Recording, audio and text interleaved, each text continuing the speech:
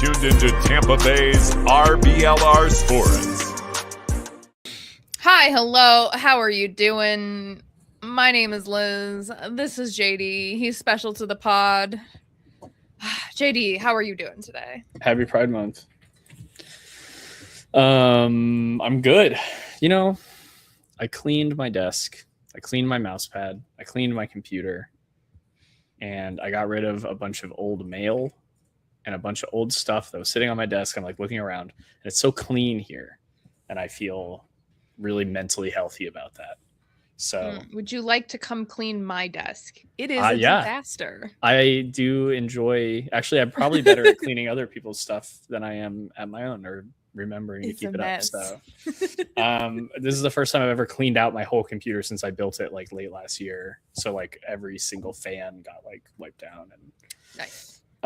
It's definitely just placebo, but like it opened, like I booted it up and I was like, wow, it's like snappier. It's faster.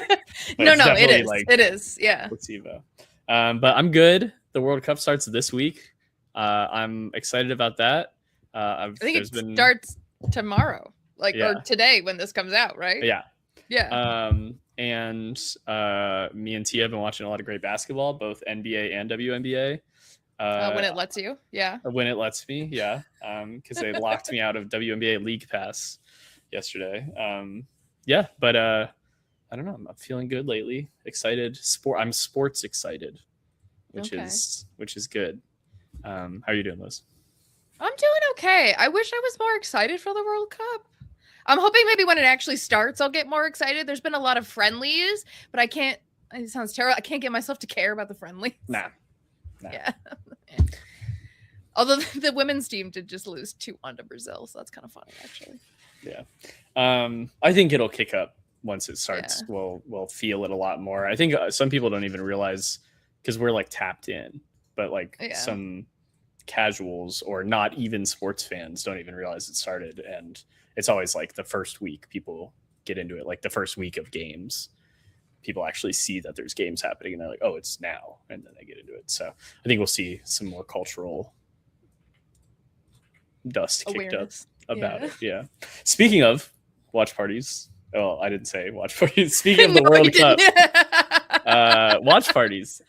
So yes, the Sun. Well, we knew about the Rowdies one. They're having it at Alling Stadium for the U.S. game on Friday, and it's pretty dope. I'm not gonna lie. It's pretty cool. We don't have to endorse our team's watch parties if there's a better one out there, but we will let you know about them in the spirit of us being a Sun pod. So today, Tampa Bay Sun announced. Well, today being Tuesday, the Tampa Bay Sun announced 4 watch parties at different venues throughout Tampa for 4 different games, 2 of them being U.S. men's national team games at the World Cup. The first one being on Thursday, the 11th, for Mexico, South Africa. So those are information is available on social media for those. I'm not going to run through all the details, but what's kind of fun is that they're doing giveaways at them. They have like a World Cup Lego set. They have obviously like Sun jerseys, Sun soccer ball, things like that. So look for the Sun socials. I didn't see anything on the website about it, so you do have to go, God forbid, log into your social media if you don't use it, and check out either like Instagram or on X on the official Tampa Bay Sun accounts, and they have information about where and when those 4 watch parties will be. I personally can literally only make it to one of them. I'm working during 2 of them, and then during a third one, I'm literally in Atlanta the day after I attend a World Cup game. I'm doing the ultimate watch party in which I go into the stadium and watch the game in person. So if I make one, it's going to be Spain versus Saudi Arabia, which seems like I don't care about that game at all. But so check those out because the Sun just kind of announced those a few hours ago as we record this, and it could be fun. And there's some giveaways, and if not that many people show up, your chance of winning a giveaway is pretty high. So, but if it's anything, if they do I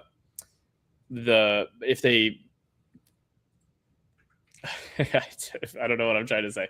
The Pride pregame was a lot of fun. If they put the same amount of work that they did into the Pride pregame with the DJ and the promotions and stuff like that, it would be a very good time. And one of them is at Strand Hill where the Pride pregame was. the other ones are at other bars around the city. So it could be a very fun time. I don't know what they're going to do for it. So somebody go and try it out, and then we'll talk about how it was on the podcast. We can have you on. That's kind of a fun thing that the Sun are doing. And the Rowdies also are hosting that one. I think there's another one in St. Pete. So if you're not Tampa side, and St. Pete's easier to get to, I think there's one at Janus for a U.S. game, and the one at Alling Stadium for the U.S. game. Ooh, so. Janus sounds like a fun one. Janus was really popular during the last time the U.S. was in the World Cup, like 2 World Cups ago. It was pretty packed in. It was like a good time. Drums, chants, all that stuff. AO St. Pete is one of the best chapters in the country. I'll just say that. Ron runs a great ship over there. So anything with them involved tends to be pretty good, I would say. So, but everyone has free will and can go to whatever watch party they like. But there's something I hate. I know we're a Sun podcast. There's something about sitting in the grass on that at Alling. That's just really fun. Yeah. Me and Tia watched Game 7 of the last World Series at the Dunedin Blue Jays Stadium on the grass. Watched it on the screen, on the big screen. So I agree that was a lot of fun. So I cannot for the life of me remember why I was there for what game it was. I just remember it was a blast of a time. And there's definitely a video somewhere of Mike Pendleton's kid running with a smoke flare. Oh, that was when the Rowdies were in the semifinal away against Louisville City. It was a Rowdies. Oh, okay. Yeah. Were you there? I was there too. Yeah. Yes. Okay. Yeah. So the Rowdies know how to do that video. It was legendary. Yeah, that was a really good time. There were like trash cans, and we were trying to like kick balls into the trash, and we were doing like a skills contest because I think the game in Louisville was rain delayed or something. I don't remember, but yes, I agree. That was a very good time. Back on our side of the bay, USL came out with a really cool video featuring their Hometown Heroes Award, which went to the Tampa Bay Sun Foundation's own Rachel Jolly. You've probably seen her at a game if you've been to a game at all in this last season. She's been everywhere and especially at the booth, but I've seen her all around the stadium. So I'm sure that you've seen her. Definitely go check out this video. If you haven't seen it already, it is on I think it's a partnership between the Gainbridge YouTube and the USL YouTube, but try it's USL on YouTube. It's the channel. And it's really cool. So she is the program and marketing director of the Tampa Bay Sun Foundation. And they started the Rise Up Soccer Club in 2023. And they do traveling clinics, more than they're up to 50 or more in a season of clinics / camps. They started with 8 girls in 2023, and just 3 years later, they're up to 42 in the last season. Wow. So really doing some good stuff there. It's a really nice video to watch. It's only about 10 minutes. If you take some time out of your day, go look for it.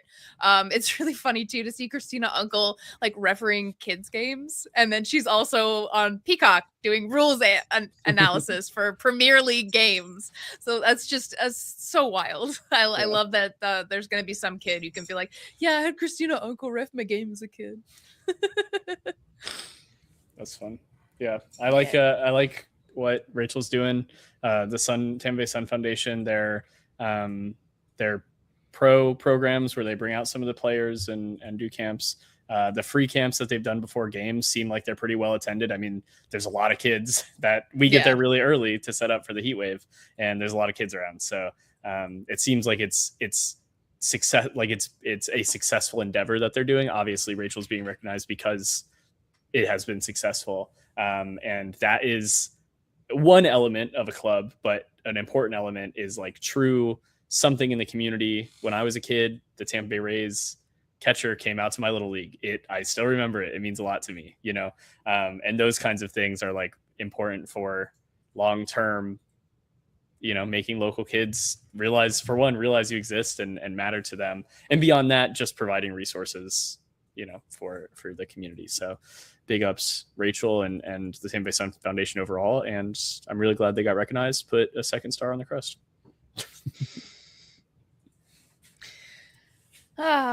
Speaking of a possible second star on the crest, who knows? Because we have one crazy schedule coming up for the next year and a half. Yes, I did say year and a half.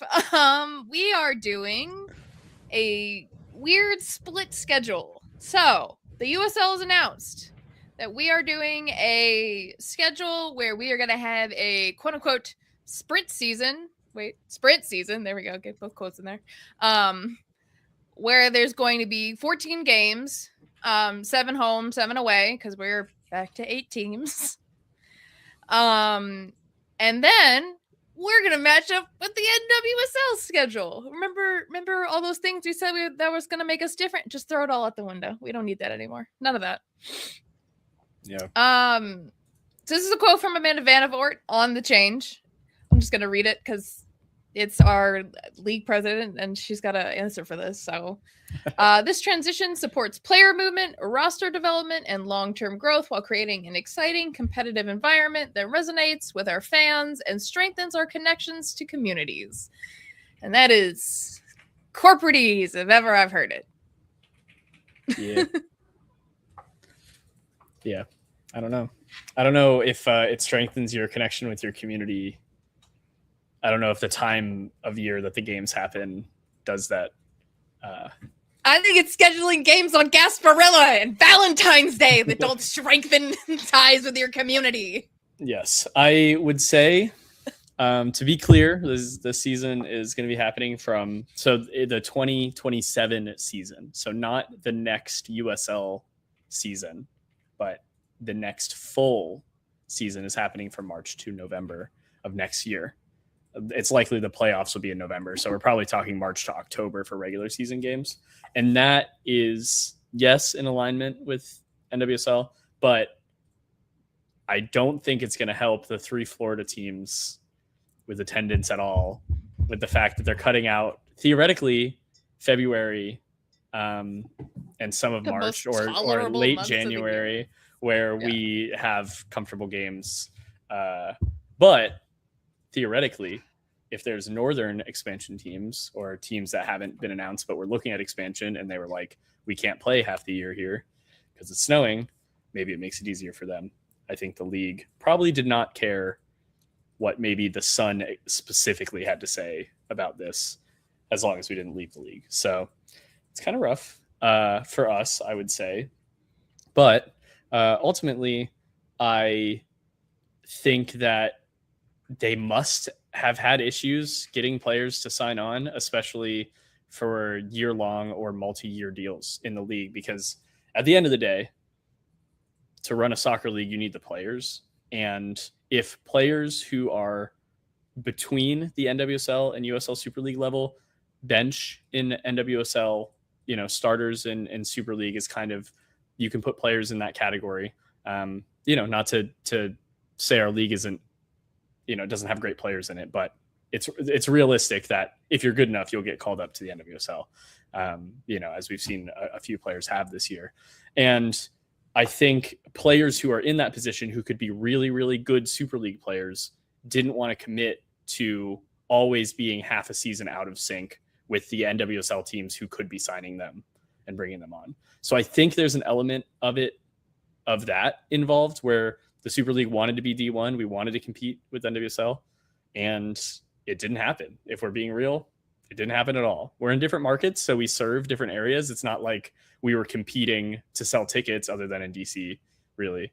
But like in terms of viewership and attention and media coverage, we did not get what maybe the league office had hoped. So now we need the realistic, hey, if we want to make our league as good as it can be, we have to be play friendly, with NWSL. And I think player contracts are probably a huge part of this. I think the teams were saying to the league, hey, nobody wants to sign here because they think they'll make NWSL in 6 months. So why would they start a season with us and be signed on all the way through the middle of the next NWSL season if they think they have a chance to get onto an NWSL team in the off season through a tryout or whatever? So that's speculation on my part, but it feels like that would be a large reason. And then also the weather up north. It is harder to play. It is harder to schedule games if your stadium could literally not be usable for 2 months out of the year, like some of the most northern teams would be. Buffalo's a notable one that was in the expansion talks that like probably could not ever play until March or April, So we don't know a lot from the league. They obviously, Amanda's quote, like you said, is very PR-y, but it's now it's just moving forward and figuring out what that means kind of for us, I very much remember asking for fewer conflicts with Rowdies games.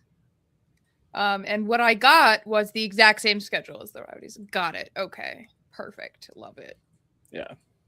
Well, I do have good news out of all this. Well, okay. First of all, I will say some people might think the schedule switch is good news. Some people might like going in the summer. That is, I'm kind of indifferent to it personally. I'm going to be there for every game no matter what. I don't have an issue with heat. Other people do. Obviously, I'm sympathetic to that. My own personal feelings about it aside. I think it's going to be maybe harder to sell tickets for the Sun. I don't know. But the good news is, out of all this, that the Super League explicitly said 8 clubs will be playing this fall sprint season. So we'll explain the format for that in a second. But 8 clubs is how many we have after Spokane folded and Jacksonville joined like last year, So that's good that we know no other teams are folding. Now, Tormenta, South Georgia Tormenta, if you're not familiar, was a USL League One men's professional team. And they folded about 2 weeks before the season started, right? Or no, it was a couple months, but it was still like the schedule was made with them in it. And the league was under the impression they were playing. It wasn't 2 weeks before the season. That was really dramatic. But maybe it was 2 weeks before the players would have like returned to the team and like preseason was about to start. So that I guess theoretically is on the table that a club still could go. But if the league is saying it in a press release, I assume they have gotten some kind of confident confirmation from all 8 clubs that they will be playing. So we can limp along for another 6 months. Let's go. So that's some reassurance. That's some reassurance that no other clubs are folding theoretically. And then my other speculation is that we would have played 2026, 2027, and then August 2027, new clubs would have joined because clubs were slated for 2027 expansion. But I wonder if any of those clubs might already be ready. And during this 6-month short season that's happening at the end of 2026, we might have a new club join or 2 for 2027, essentially moving up 6 months if they were ready. The alternative to this is if they are not ready and now they have an additional 6 months to join in 2028. We don't know. USL never talks about expansions after they tease them. And then eventually a team joins the league or not. And my anecdotal hit rate on that is like, it feels like 50% of the things they announce ever actually come to fruition. Surely there's a real number out there, but that feels high. Well, the thing is that you still like, it still could happen. So unfortunately there's not like a real number. It's very rare you get official confirmation that a project is totally dead. So, yes, I don't know. I don't have any information. That is not like a tease. It is just speculation on my part. If maybe clubs might move up and join at the beginning of 2027 if they're ready, or if there's clubs maybe that needed a little more time. But then maybe if one club was ready and another club needed more time, moving the season back could lead to 2 clubs joining in the same like off season. So that'll be interesting to see. I think the Super League still needs to expand. That's USL's game plan always, is to get expansions. So they need to do whatever is possible in terms of the league structure to expand. And I feel like switching the schedule is one of those elements that they're trying to employ, to say, look, we've had trouble with teams, with players, maybe with this fall to spring schedule. So we got to switch it spring to fall. Kind of weird. I don't know. Can we talk about how incredibly funny it is that, like, 2 months ago, the NWSL was like, we're going to switch to the international schedule. And then they're like, JK, we almost pulled a bait and switch on them. That could have been really funny. I think... Yeah, you switched to our schedule. Ha now we're going to switch to your schedule. I think, though, the NWSL said, right, that they're not going to talk about it until 2030. I think that is why we committed to it. Is we're like, well, at least through 2030, neither of us are changing again. I mean, we're changing, but like, we know that we'll have those years where our schedules are aligned, so our rosters can be aligned. Also, this is for Tampa Bay Sun loanee lovers who have been burned in the past. This, I think, is better for us, because if we get a loanee from an NWSL team and it's for the season, unless they have a personnel shortage, there's no like change of plan, like recalling them. Unless they have a personnel shortage, they would stay with us. I think it increases the chance, because a lot of our loanees would leave in December and then we'd sign like 4 new ones in the spring for the half season. I think this is better for like a roster building standpoint if you're taking on loans that they'll last the whole season, because it's like also their whole season for their parent club. So I don't know. I mean, we don't know what it's going to look like. I mean, we literally know what the season is going to be, and we know that theoretically 8 clubs will be playing. We will see anything beyond that. We don't know. Okay. My tinfoil hat theory. We're going to go down to D2. Whether it's in 2027 or 2028 or what, we're going to go down to D2. And to that I say, what is different about that? Really? I can't be a big shot and say I have top level women's soccer nerd. Look, I agree. I think Tampa Bay is a D1 like region. I think in all of our professional sports, we have 3. Like if you think about similar markets, Orlando has MLS and NWSL and nothing else. Miami is bigger than us, and they have NBA. Oh, they have NBA. Okay, but Miami is bigger and has more. Well, but between us, they have NBA and we have NFL, NHL, MLB. You know what I'm saying? Yeah. Between the 2 regions, we have everything covered technically, but there's cities that have it all because they're really big metropolitan areas. But I think Tampa Bay is, and we've talked about it with Rowdies' possible MLS dreams back in the day, and we've talked about it.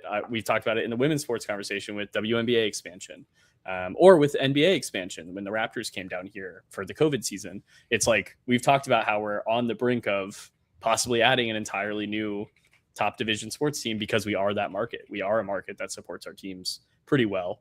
Rays stadium situation notwithstanding, but like, you know, there's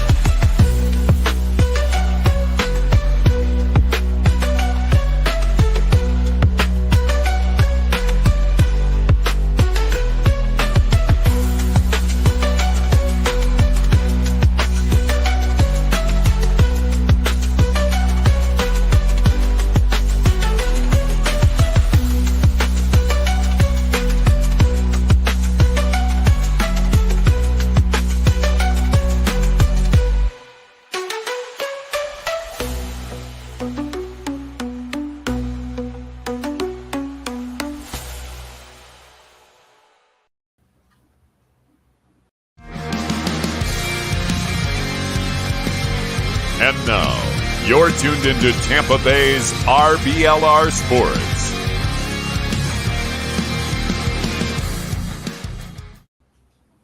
What is up, RBLR Nation? How are we doing tonight, guys? First off, thank you guys for tuning in, whether it's live, listening to it the next day, whatever it is, thank you guys for listening. My name is Zach Blaine. I'm one of the hosts here, and with me today, I don't think we've had this duo as a pair ever in a show. Mr. Tyler, how are you doing today, brother?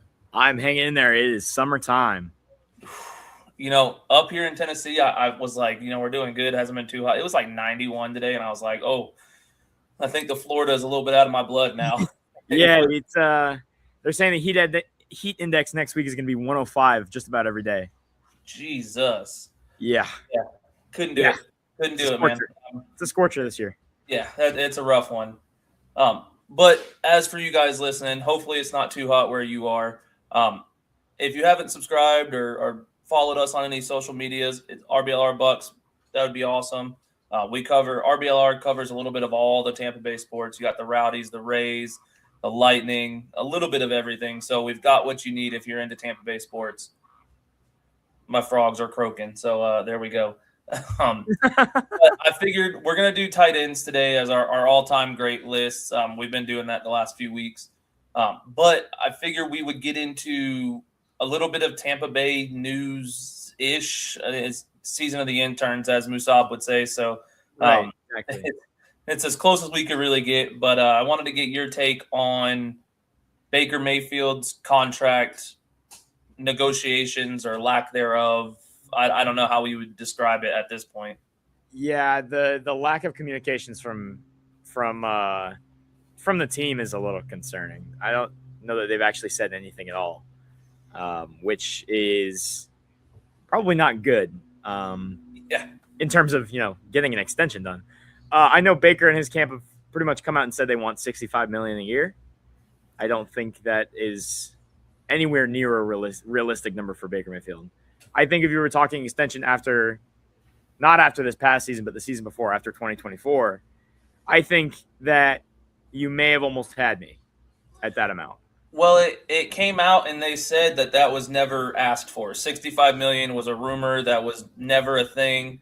I'm curious. It's hard to kind of look at it and have any real opinion on it because we don't know a number from either side. Like, all we know is that Baker said he wants to be here, but that they're not close on an extension. Right. Does that mean they're $10 million off a year? Does that mean they're $20 million off a year? We'll never know until it's either done or not done. And that's the annoying part with it is obviously I think Baker's our guy. I think that he does great in the community. I think he does great for the Bucs. But,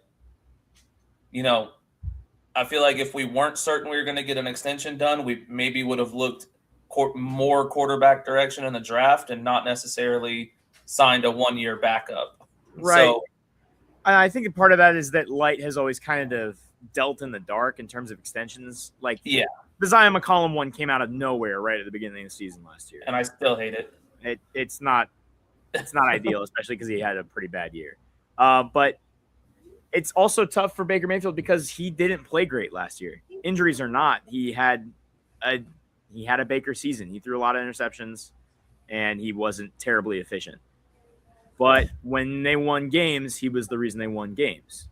Yeah. So I think that's who he's going to be for his entire career. And so, but even when he was throwing a lot of touchdowns, he was still throwing a lot of picks. I mean, we're not talking 30-30 like Jameis Winston, but he was always 16 still not great. It's still not great. He was up there in interceptions, even as a good, what we would call a good quarterback. I think he was still second or third in the league with interceptions. Right. So I've grown accustomed to kind of like, we're going to live by Baker or die by Baker, which is not necessarily a bad thing in my opinion. There's quarterbacks in the past who are Hall of Fame level. Brett Favre. You're going to live by Brett Favre or die by Brett Favre. Exactly. Like, that's how it is. That's that gunslinger mentality.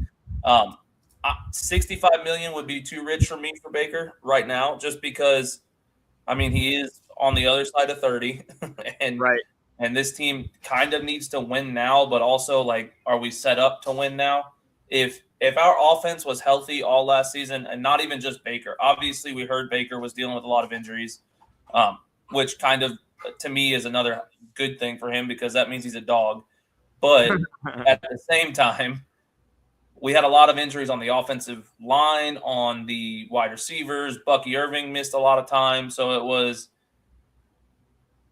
hard to put the whole down season on him because it was, again, there was just a lot going wrong for Baker and Tampa. It was kind of a Murphy's Law situation last year, offensively speaking. Exactly. But between the injuries and also just having a new coordinator, like it's hard to be an offensive coordinator in the NFL, especially when it's your first time calling plays. And, all those injuries certainly don't make it easier. So that it's a compounding issue there. Yep. And where's that offensive coordinator now? Right. So, and then the other little bit of news we got, which I find amazing because last year I think we were a little too soft.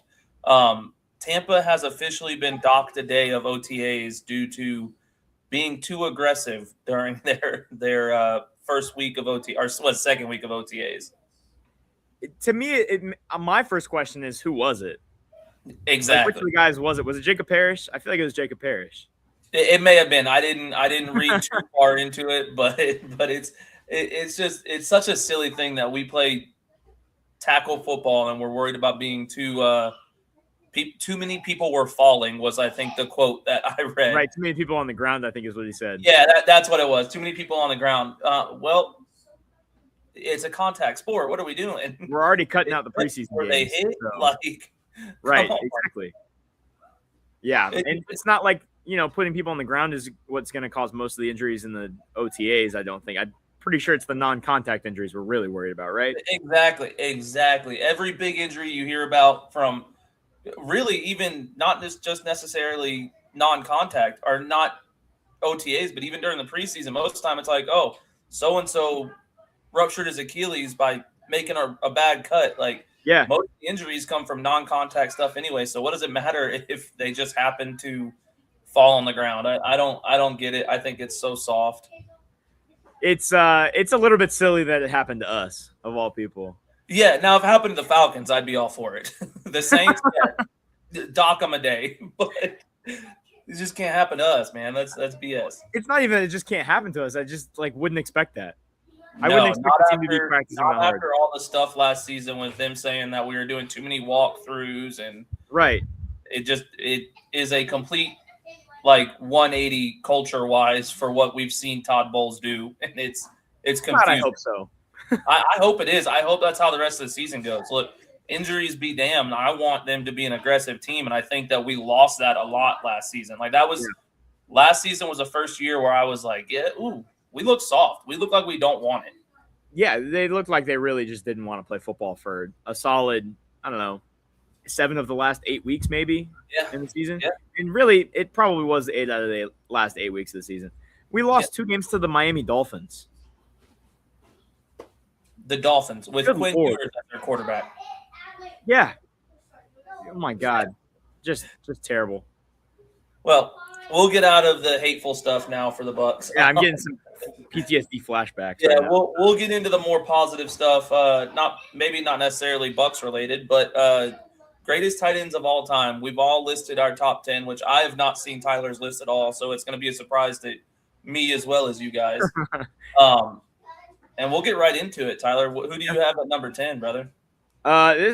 This number 10 was a little bit hard for me to decide on. There were 3 or 4 guys that I was really between, and they were all fairly recent players. I ended up going with George Kittle. Like that. Only 9 years into his pro career, but he's got more receiving yards, and he's got almost as many receiving yards as Jimmy Graham, and almost as many receiving touchdowns. And he's gonna pass. He passed Zach Ertz as well, who was also on my outside looking in. Kittle is the prototypical modern NFL tight end where he's actually just a big receiver. But he is a really good blocker, and he has been for his whole career. And really what it came down to is he came out of the gates pretty hot for his career. I think he had 1,000 yards in his first 3 seasons, whereas Greg Olsen never touched 1,000 until year 8 or 9. And Kittle has more All Pros. He's got more Pro Bowls, and he's got the Super Bowl rings as well. So that he gets the nod here at number 10. I like that. He is one of the guys that just missed my cut, and not because of anything he's done. It was just in my head. I was like, God, I've got quite a few like active / freshly retired guys. I was like, maybe I've got too many on here. But he very well could be 10 on my list because I've got Vernon Davis on mine. I think he is legitimately one of the most athletic tight ends to ever play the game. He literally just I would go and say the best athlete at tight end. Yeah. He was fast, man. Yeah, he was so fast. He had 583 catches, 7,500 yards, 13 yards per catch, 63 touchdowns, and a Super Bowl. Granted, Super Bowl 50 with the Broncos, like the Broncos are the Broncos. Right. No, I'm just kidding. I just say that because Eureka is a Broncos fan. He's taking his fist to the screen right now. Yeah, exactly. But no, the Super Bowl, I don't think he was necessarily a huge part of that Super Bowl team, but right. he was still there and he was still a guy. So I have him on my list more so because I do think he was in my opinion, like the first guy I watched growing up where I was like, oh, tight ends are actually athletes. Like they're not just Heath Millers. They're not just like Cam Brate. Yeah, exactly. So watching him growing up, I was like, yeah, this guy's a stud. And then you had touched on my number 9 guy talking about George Kittle, but I actually have Greg Olsen as my number 9 guy because he was one of those guys that I thought was kind of like just an all-around dude. Like he could block, he could catch. I don't think there was anything he couldn't do as a tight end. Was the first tight end in NFL history to post 3 consecutive 1,000-yard seasons. That's crazy. Yeah, so 3-time Pro Bowler, 742 catches, 8,600 yards, closer to 8,700, but 60 touchdowns over his career. I do think the Seattle Seahawks year at the end kind of brought him down a bit for me because I was like, yeah, you could have called it there and just been a Panther and a Bear. It was the same with Jimmy Graham for me. The end of the career was just bad.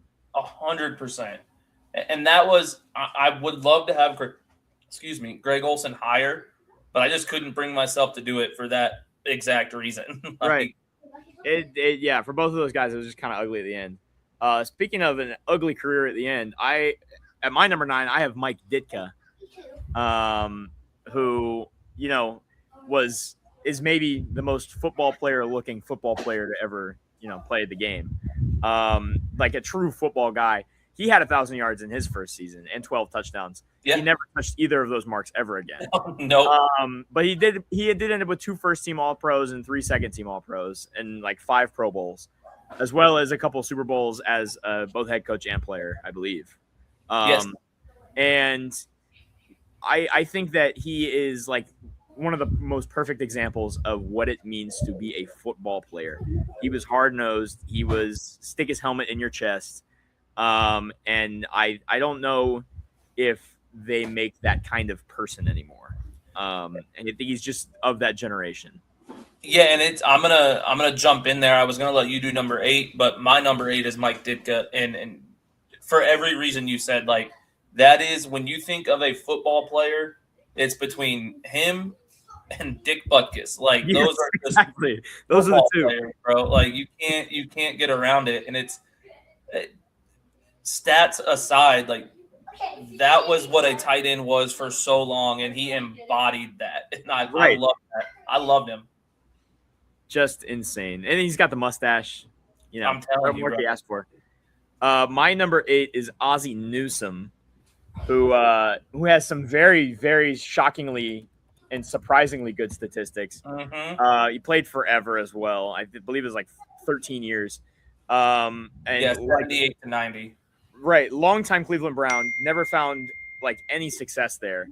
But topped 1,000 yards a couple times. He's got a first-team All-Pro. But for me, it was a combination of the longevity and and just the tenacity to me. I watched a little bit of his tape preparing for this. He was another one of those hard-nosed guys that like didn't have like an ounce of quit in his body. And he had the big shoulder pads too, which certainly helps. The baggy jersey. Yeah. To me, that is what a tight end should look like. Mike Ditka is what a tight end should be. Ozzie Newsome is what it should look like. 100%. 100%. I couldn't agree more. He missed my list, but not by much. That was another situation where like I made the list and I was thinking, God, I should have added this guy in there. I could have added this guy. But I think one of those guys that was just a dog again. Like he was everything that should be a tight end. That's a cool football player. Exactly. And honestly, I think an underrated football name. I agree. It doesn't hurt that he's got like other people named Ozzy that are also really cool. Exactly. Who do you have at number 7? At number 7, I've got Kellen Winslow. Who is going to be an easy one then, because so do I. Right, you're right. The prototypical like modern tight end, except he did it like 3 decades early. Exactly. Really short career, but he was when he was good, he was good. He finished 6th in MVP voting in 1981 as a tight end with 1,000 yards and 10 touchdowns. It's part of that like Air Coryell offense, right? With the Chargers. And he was. I'll never forget that picture of him like laying on the bench in the middle of a game because he never like came off the field. He led the NFL in catches 2 years in a row in 1980 and 1981. And talking advanced stats, he also led the NFL in success rate in 1980, which is like the percentage of plays where you gain more than half of the yards to go on like a first down. It's 5 yards, second down, whatever's left. Just like. He set the standard for what a tight end would be, but he did it so much earlier than everybody else. I don't know that there was like a tight end that played like him between, I don't know, the end of his career and the beginning of Rob Gronkowski's. Like he was so far ahead of the curve to me. And so honestly, I think that killed his, kind of brought him down, because if he were in today's NFL, like in the last 20 years, we'd be talking about him as one of the greatest tight ends of all time. Right. And now we're like, granted, it's still a top 10 list, but we're talking instead of top 10, he would be top 3. Right. And I do think, again, the career shortness kind of hurt him in a sense, but 5-time Pro Bowler, 109 games played, 541 catches, 6,700 yards, 45 touchdowns, made the NFL 100 all-time team in 2019. Like, when you hear the word tight end, Kellen Winslow is one of the first 3 names you think of. Right. Exactly. But it just happened too early, and that's kind of the downside. Like, as dumb as that sounds, he hurt himself by being the way he was 40 years ago. Part of the nature of the way that he played, he also got his career cut a little bit short. Like he didn't play nearly as long as some of the other guys here. And so his stats don't look that crazy. But on a per year basis, I don't think anybody was really doing it like him. No, I don't think, especially not at the time. Right. I think that had he had an extra 3 to 4 years, we'd be talking record breaking numbers. And that's just the kind of player he was. But I've got my next, so I believe we're at 6, right? Yeah. Yes. At 6, I have Shannon Sharp. Another guy who I think career length brings him down a little bit. It was, 13 years or 12 years as well, which is that's a great career to have in the NFL, especially nowadays. But 4-time first-team All-Pro, 8-time Pro Bowler, 2 Super Bowl championships, 10,000 yards, 62 touchdowns. Pro Football 2011, I believe. But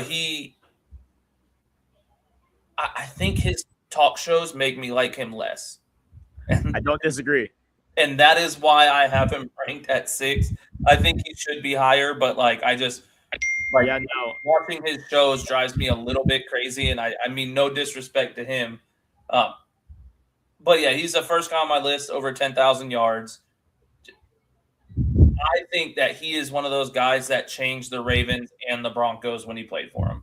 And that's just kind of, you can't ask for more than that. Like when you change a team and you make a team that much better, I think that shows how good of a player at tight end you are.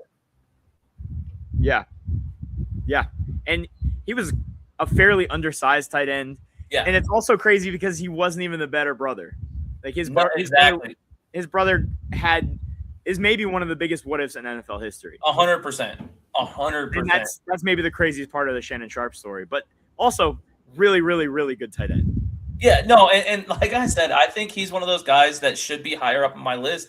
If he would just not have Club Shay Shay, we'd be talking a different story. But who do you have at 6? Him and Ocho.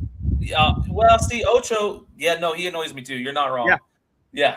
They both get on my nerves. I think we pretty much swapped 6 and 5. I ended up going with Jason Witten here at 6. Okay. He played forever, man. I really did not realize how long that career was. Was it 20 years or pretty close to 20? 16? Close. I think it was 16 officially because he sat out a year. Yeah. Like 2003 to 2020, which is insane because that was basically up until 2020. That was my entire life. It's crazy to think he started playing football at the same time as LeBron James started playing basketball. Yeah. That's incredible. And he played tight end, which is like the most physical sport, but he also was like he wasn't like just a run blocking tight end. He was a fantastic receiver. He was a first team All-Pro twice, second team All-Pro twice, and he had like 11 Pro Bowls, which, he's a Cowboy, so they get those a little bit easier than everybody else. Yeah. But like he wasn't playing with the best quarterbacks either. He was playing with Tony Romo, who's I guess a borderline Hall of Famer if you really want to go that direction. And Dak Prescott, who is top 8 quarterback in the league. I don't even think he's out. I think he's so overrated, bro. At his best, when he plays at his best, I think he's up there. But when does he do that?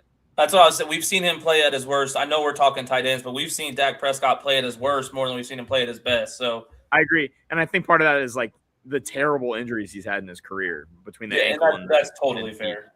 Right. But again, like that's who Jason Witten was playing with, and he put up like those are crazy numbers. Yeah. I know that he played forever, but 13,000 yards as a tight end is borderline. The last year he played, he was on Oakland. And like he didn't have big numbers in Oakland. So like that while that says a year, I would imagine he didn't get even 500 of those yards in Oakland. I mean, I would have to look. I don't know the number for sure. 70, but not even 70, 69 yards. Okay, so he barely broke the 13,000 mark in Cleveland or in Oakland. So the last few years of his career weren't great. So he piled that up even more with Romo and Dak. I think most of it was Romo, obviously, but he was the guy that literally did it all. And was still, I would say, a better blocker than a receiver, but still put up 13,000 career receiving yards, 74 touchdowns. Like the numbers for him are insane. And you had mentioned it, but I have him at 5 on my list. Dude, like he was just literally one of the people you watched growing up that if you weren't a Cowboys fan, you were like, God, I wish we had him. Yeah. And that was, I mean, for me at least, the Bucs, I was like, I would love to have Jason Witten. Instead, we had Austin Safarian Jenkins. We got Dallas Clark in there somewhere. Yeah, maybe. I think also one of the cool things is that, like, for a generation of Cowboys fans, he's one of the first people you think of. Oh, without a doubt, yeah. I think about that play of him running down the field with no helmet on at least once a week. Bro, you have to. He did not care about his body or anything. He just cared about playing football. Which is crazy to say for a player that played that long. Exactly. And we'll call it 16 years, even though he took a year off, so 17 really, but 16. You don't see that from tight ends anymore. Him and Mercedes Lewis were the only two that I remember being like, wow, this guy's had a long career. Like tight ends now, you got 10 to 13 years. Right. and that's a great career. Most of the time, you're seeing like 8 to 10 years. So to have a career that long, and I'm taking out the Oakland year because I think he was pretty much just a pure blocker in Oakland. Right. To play with him all and Darren Waller together. Exactly. So to play all those years and be that successful for a vast majority of those years, I mean, that's all I need to hear to have. Pretty crazy that he came out of retirement and had 500 yards receiving at the age of 37. Exactly. Took a year off to host Monday Night Football and say, I'm going to go back into it real quick. I think I still got it. That's insanity. That really is nuts. That's wild. So that was my number 5. I know it was your 6, but my 5. So we kind of clumped it together. Who do you have at 5, Tyler? I had Sharp. So we already talked about. Easy enough then. Was there anything else you want to add on Sharp before we go to our number 4s then? Not really. I think we pretty much covered it. He really was like the missing puzzle piece for 2 different borderline Super Bowl teams. And then he took them 2 Super Bowls. Right, exactly. And like both of those offenses had other pieces, but I don't think I could name another piece on the 2000 Ravens on offense other than him. Do they have Torrey Smith? That might be it. Yeah, Torrey Smith and Joe Flacco. That's all I could think of. Yep. That's who he was. What year was that? Did they have? They didn't have Joe Flacco. Joe Flacco was way after that. I'm tripping. Yeah. They didn't have Torrey Smith either. Torrey Smith was after that. That was their next Super Bowl win. Wow. That's crazy. Exactly. Yeah. Well, then we'll just jump to 4. Who do you have at 4? I have Antonio Gates here. Another our top list is lining up great because I also have Antonio Gates. This is you know what, Zach? I don't think we've ever agreed this much in our entire lives. I'm telling you. Although I feel like you and I, we have a lot of the same thoughts, but this is the first time we've put it on a list, and it's been. I don't disagree. Antonio Gates is very similar to Jason Witten. I think that they have very similar career arcs. Both got drafted in 2003. Antonio Gates retired just a couple years earlier. He's got 3 AP All-Pros as well. He's got 1 million Pro Bowls, and he played forever. And he played with 2 borderline Hall of Fame one borderline Hall of Fame quarterback and a Hall of Fame quarterback with Drew Brees and Phil Rivers. I first encountered Antonio Gates when I was first getting into fantasy football as like a 3rd grader, and he was on my team, and he pretty much carried us to the championship every year. It was him and Russell Wilson, I think I had, and I must have had Marshawn Lynch that year as well. And it was pretty awesome. And so I think of Antonio Gates as like the equal opposite of Jason Witten, where like I don't necessarily think of him as a blocker. I don't really think of him as being tough, but he was a really, really, really good receiver. Mm-hmm. He just was. He was one of those like jump ball threat guys who I think had 10 touchdowns like 4 or 5 times as a tight end, which you don't really see, which is like that's like almost a league leading number when you get to 10, 12, 13, 14 touchdowns. And he did that multiple times. Yeah, exactly. And I think what's more impressive is, if I'm not mistaken, Antonio Gates didn't play football until the NFL. Right.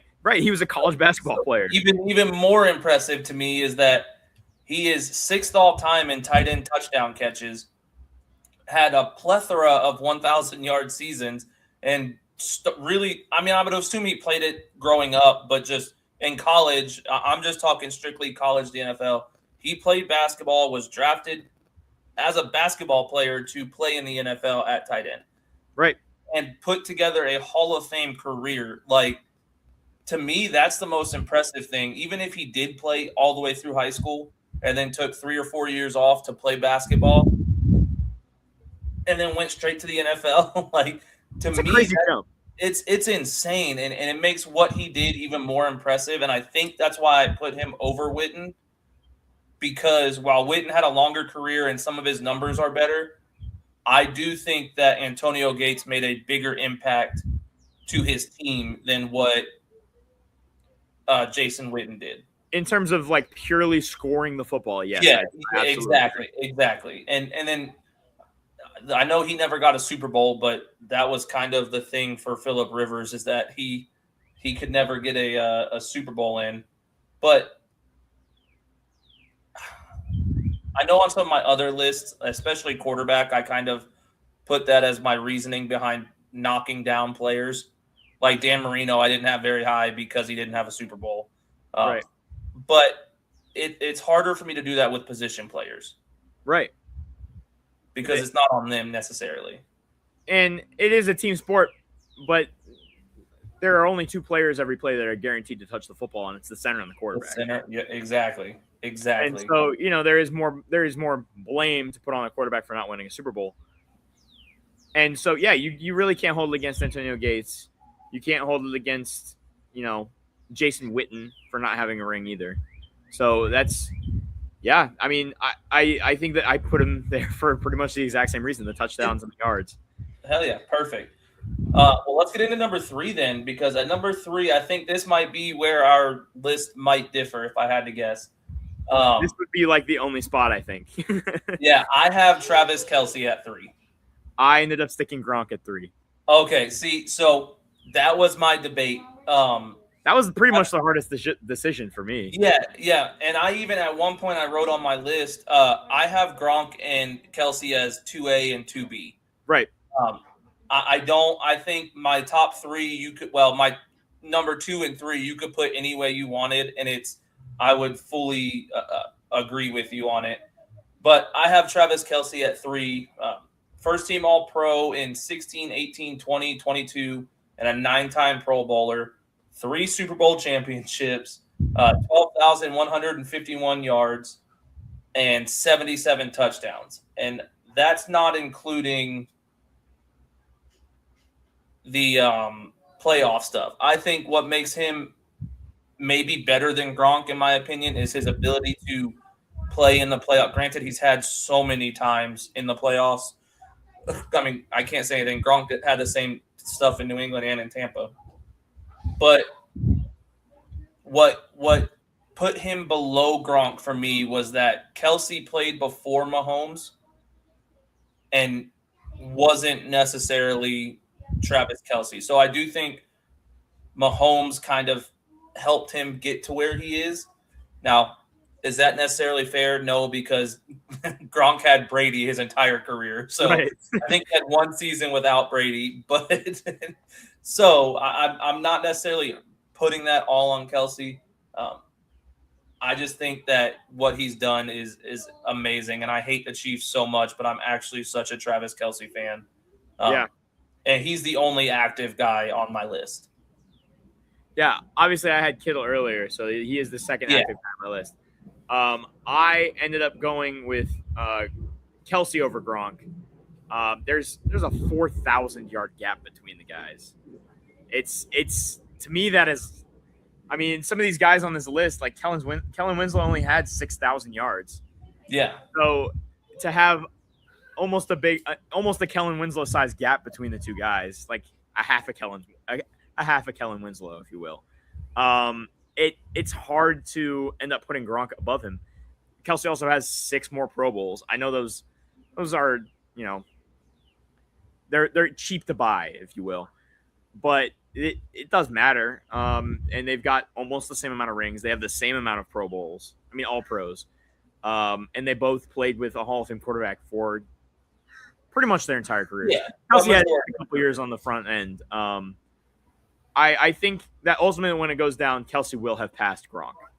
I don't think that's ridiculous to say. Kelce is 10 touchdowns behind Gronk, which is also pretty incredible. Considering Gronk has been out of the league for 5 years now. Exactly. And I think that is where, and we'll go into my number 2 now. Gronk to me is number 2 because one, he's played 30 less games than Kelce. I believe it's 30, 143, 175. So, 32 less games than Travis Kelce. That's 2 seasons. Right. So and they're pretty much the same age. Exactly. So I feel that he was more important to his team. Not important to his team. That's because Travis Kelce is the go-to in Kansas City. But he made a bigger impact right away. And even with Gronkowski, I mean, the first, 2 seasons, he was splitting time with Aaron Hernandez. Right. So it's like, God, could you imagine if Aaron Hernandez's stuff never happened, how dominant that tight end. How many Super Bowls do they end up with? Jesus. Like, even thinking about that, because realistically, I think Aaron Hernandez was the better athlete out of Gronk and Hernandez. Which is another crazy thing to say, but it's also true. Yeah, exactly. So he's got 1 extra ring than Kelsey, if I'm not mistaken. I think he has 4, Kelsey has 3. He did win the Comeback Player of the Year award, and he made the NFL All-100 team. I don't think that Kelsey did. Granted, I think that is more of a after you're out of the league kind. Well, no, because he was still in the league when he made it. Right. Because he was on Tampa. But Travis Kelsey has the streak of 1,000-yard seasons over Gronk. I don't know. Yeah. I think the 32 less games and 2 seasons, I think Gronk would have been their yardage numbers would have been very, very close. But the touchdowns kind of get it for me. That's it's a touchdown premium position. Yeah, like exactly. Like, we're not talking about O'Keefe on this list at any point ever in his career, and that's not because he's not great. He's great at blocking. Like, right. That just isn't as important. But even Gronk was a good blocker, so it's like I think he was a better do-it-all tight end, but also could score. Like, he's a better red zone threat than Kelsey, in my opinion. And when I think of tight ends, as much as I love watching Kelsey catch a deep ball, I'd rather see that tight end run a 10-yard icon status. He really does. Yeah, I mean, that's fair. The other thing that I'll say in favor of Gronk is that he was like stitched out of like cadavers and Frankenstein body parts at the end of his career. Dude, oh my God. He was wearing braces on his elbows. Exactly. But I mean, at the end of the day, like I said before, I think they're 2A and 2B. Like, I don't feel right necessarily giving Kelsey number 3 and Gronk number 2, or Kelsey number 2 and Gronk number 3, because I do think that they're both, in my opinion, almost like Tom Brady, Peyton Manning, right? Back in that era of football debates. I think they're both great. And Kelsey, if he has a good year, I mean, I think everyone knows this is probably his last year. So I'm surprised the last one wasn't, honestly. Exactly. I do think that if Kelsey has another down year like he did last year, it drops his legacy a little bit for me. Definitely. I don't disagree with that at all. All right. So then who do you have? So obviously 2, you have Kelsey. We kind of already touched on all that. Number 1. Number 1's pretty easy. Yeah, Tony Gonzalez. Yeah. All right. I had to ask. That was the easiest name to put down on this list for me. Yeah, like, it really was. Not even having to look at the statistics. Yeah, exactly. You just go, well, who do you think of when you think of tight ends? Tony G. Oh, okay. Yep. Yeah, that makes sense. It's pretty crazy that the Bucs had Jimmy Graham, Greg Olsen, and Tony Gonzalez all in their division at the same time. At the same time, dude. That's ridiculous. And Levante David had to guard all 3 of them at a certain point. Yeah, exactly. 6-time first-team All-Pro. Another guy who I'm pretty sure came right out of college as a basketball player.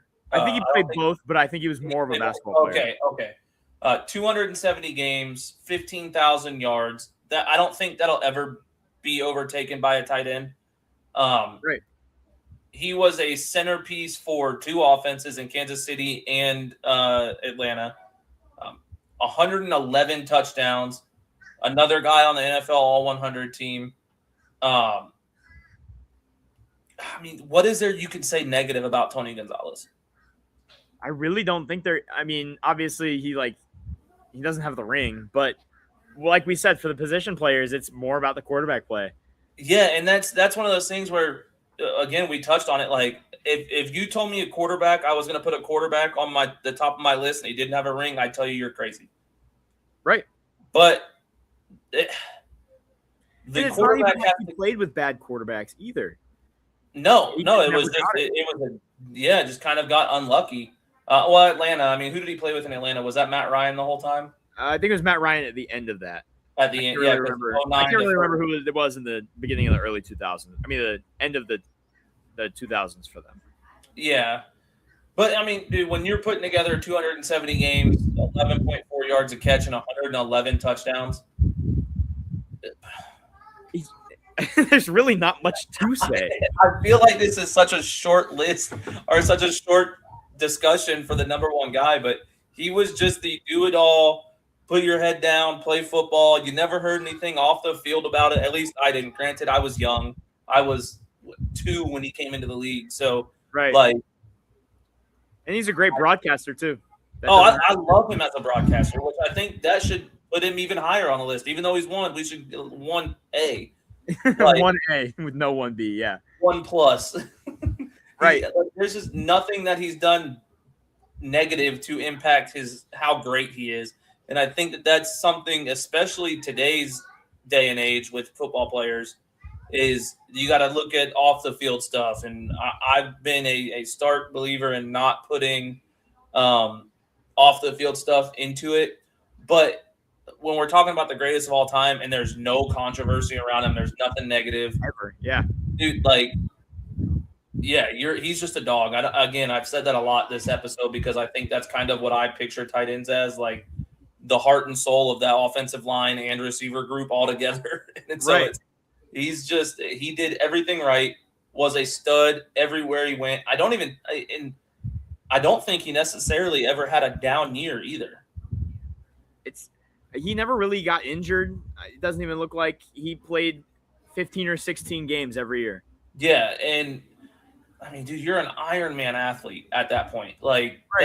It's insane to be able to play that many games every year and still be at a competitive level. Like there would be times we'd see Gronk, especially here in Tampa, where he'd be hurt and he'd be limping into the end zone. And right. It's like, all right, dude, it's time to hang it up. And we all knew it. I think watching Gonzalez play even the last few years, I was never like, he should retire. Right, which is crazy for a 17-year career. Exactly. And the six AP All-Pros, I think, to me are like the biggest selling point. I don't think there's anybody on the list with more than 4 in NFL history. I think you're right. And I think that's crazy by itself. But I also think it's crazy that in 2004 he led the league in catches. Yeah. And in yards per touch, and he didn't get first-team All-Pro. That was one of the seasons he didn't. And that's why these superlatives is what I call them, kind of. All-Pro is a little more important than Pro Bowler. Like Pro Bowlers they're fan votes. Right. The Cowboys are always going to have more Pro Bowls than the Dolphins, even if the Dolphins are a pretty popular team too. But then let's just say the Bears or something like. A small market team in the NFL, if you're not in Texas, you're not going to get the vote. So I don't look at Pro Bowlers or at Pro Bowls like I do All Pros. For me, as an All Pro, that means so much more than a Pro Bowler. Considering we saw who was the Shador Sanders as a Pro Bowler this year. Tyler Huntley has a Pro Bowler. Tyler Huntley had one the season before. Yeah, Derek Carr didn't play at all and still made a Pro Bowl. Yeah, ridiculous. It's so. Yeah, I mean, I don't have anything else to say on Tony Gonzalez other than he deserves this spot. And I'll be honest, as much as I love Gronk, it's not even a close race for between 2 and 1. Yeah. I think that there is obviously there's a bigger gap between 1 and 2 than there is between 2 and 3, no matter who you have at 2 or 3. Exactly. I think there's a bigger gap between 1 and 2 than there is between even 2 and 4. I'd go as far as to say the whole list.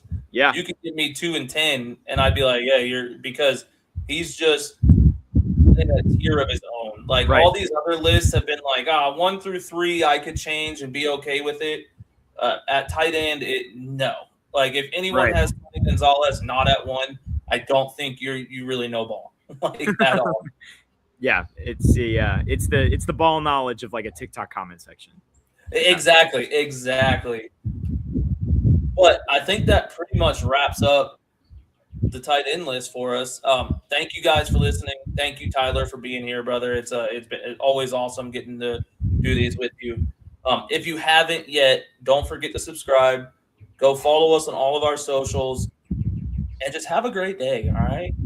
And as always, guys, go Bucs. Go Bucs.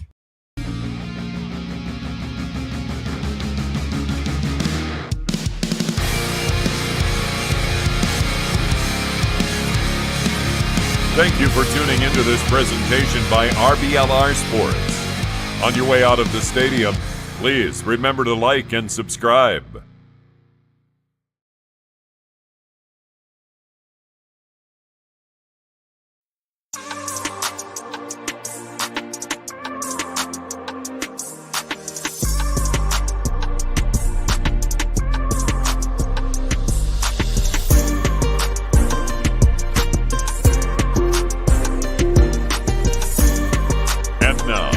You're tuned into Tampa Bay's RBLR Sports.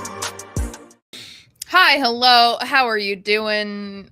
My name is Liz. This is JD. He's special to the pod.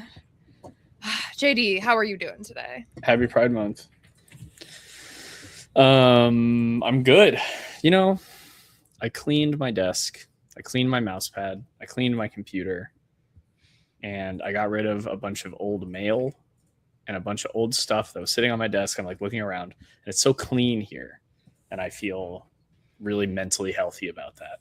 So would you like to come clean my desk? It is a disaster. I do enjoy, actually, I'm probably better at cleaning other people's stuff than I am at my own or remembering to keep it up. So this is the first time I've ever cleaned out my whole computer since I built it like late last year. So like every single fan got like wiped down and nice. It's definitely just placebo, but like it opened, like I booted it up and I was like, wow, it's like snappier. It's faster. No, it is. Like it is. Yeah. Placebo. But I'm good. The World Cup starts this week. I'm excited about that. I think it starts tomorrow, or today when this comes out, right? Yeah. Yeah. And me and Tia have been watching a lot of great basketball, both NBA and WNBA. When it lets you, when it lets me, because they locked me out of WNBA League Pass yesterday. But I don't know, I'm feeling good lately. Excited. I'm sports excited, which is good. How are you doing, Liz?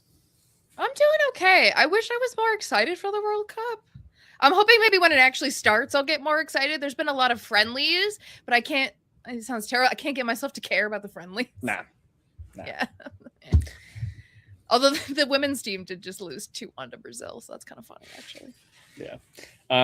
I think it'll kick up once it starts. Yeah. We'll feel it a lot more. I think some people don't even realize because we're like tapped in, but like some casuals or not even sports fans don't even realize it started. And it's always like the first week people get into it, like the first week of games. People actually see that there's games happening and they're like, oh, it's now. And then they get into it. So I think we'll see some more cultural dust kicked up about it. Yeah. Speaking of watch parties. Oh, I didn't say watch parties. Speaking of the World Cup, watch parties. So yes, the Sun, well, we knew about the Rowdies one. They're having it at Alling Stadium for the US game on Friday. And it's pretty dope, I'm not gonna lie. It's pretty cool. We don't have to endorse our team's watch parties if there's a better one out there, but we will let you know about them in the spirit of us being a Sun pod. So today, Tampa Bay Sun announced, well, today being Tuesday, the Tampa Bay Sun announced 4 watch parties at different venues throughout Tampa for 4 different games. 2 of them being U.S. men's national team games at the World Cup. The first one being on Thursday, the 11th, for Mexico, South Africa. So those are information is available on social media for those. I'm not going to run through all of the details, but what's kind of fun is that they're doing giveaways at them. They have like a World Cup Lego set. They have obviously like Sun jerseys, Sun soccer ball, things like that. So look for the Sun socials. I didn't see anything on the website about it, so you do have to go, God forbid, log into your social media if you don't use it, and check out either like Instagram or on X on the official Tampa Bay Sun accounts, and they have information about where and when those 4 watch parties will be. I personally can literally only make it to one of them. I'm working during 2 of them, and then during a third one, I'm literally in Atlanta the day after I attend a World Cup game. I'm doing the ultimate watch party in which I go into the stadium and watch the game in person.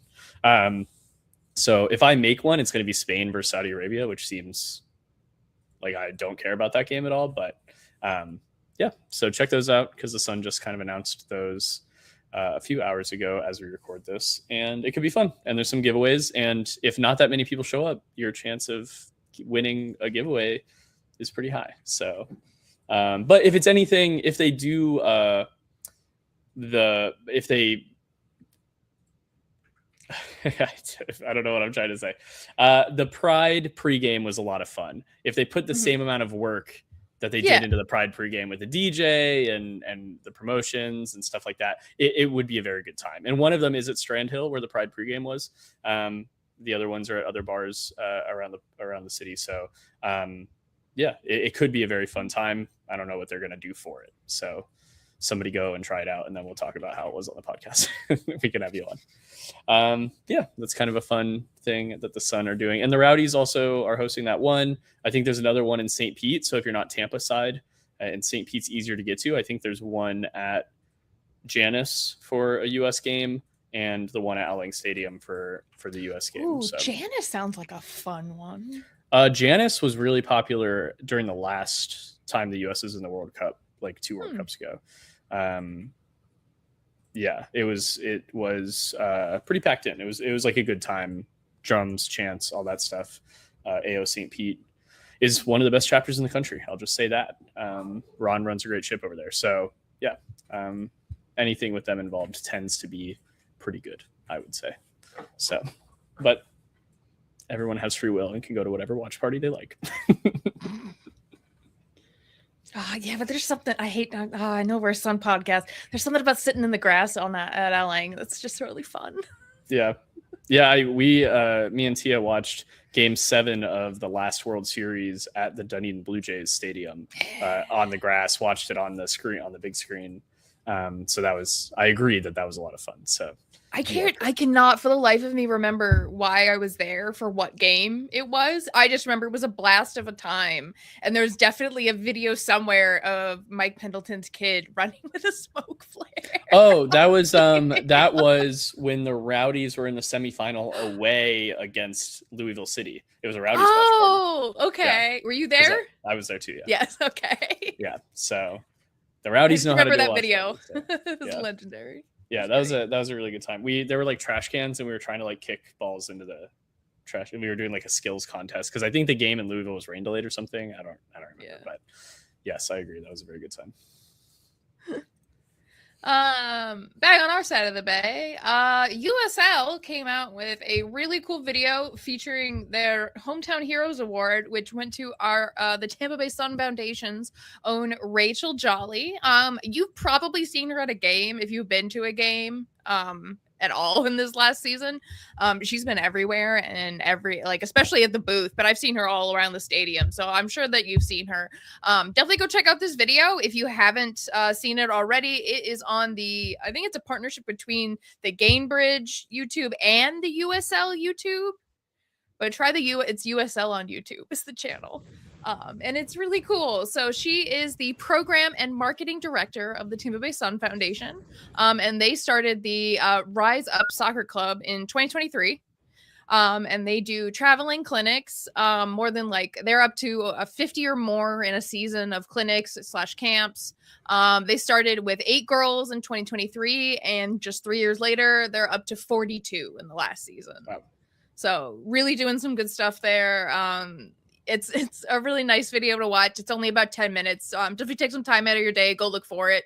It's really funny too to see Christina Uncle refereeing kids games, and then she's also on Peacock doing rules analysis for Premier League games.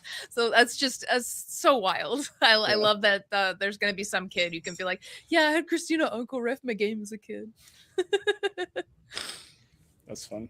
Yeah, I like what Rachel's doing. The Tampa Bay Sun Foundation, their pro programs where they bring out some of the players and do camps.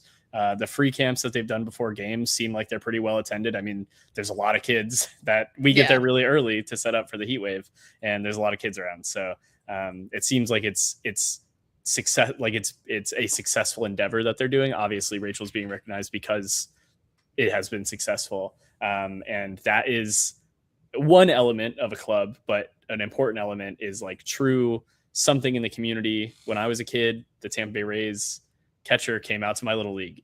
I still remember it. It means a lot to me, you know? And those kinds of things are like important for long-term, you know, making local kids realize you exist and matter to them. And beyond that, just providing resources, you know, for the community. So big ups Rachel and the Tampa Bay Sun Foundation overall. And I'm really glad they got recognized, put a second star on the crest.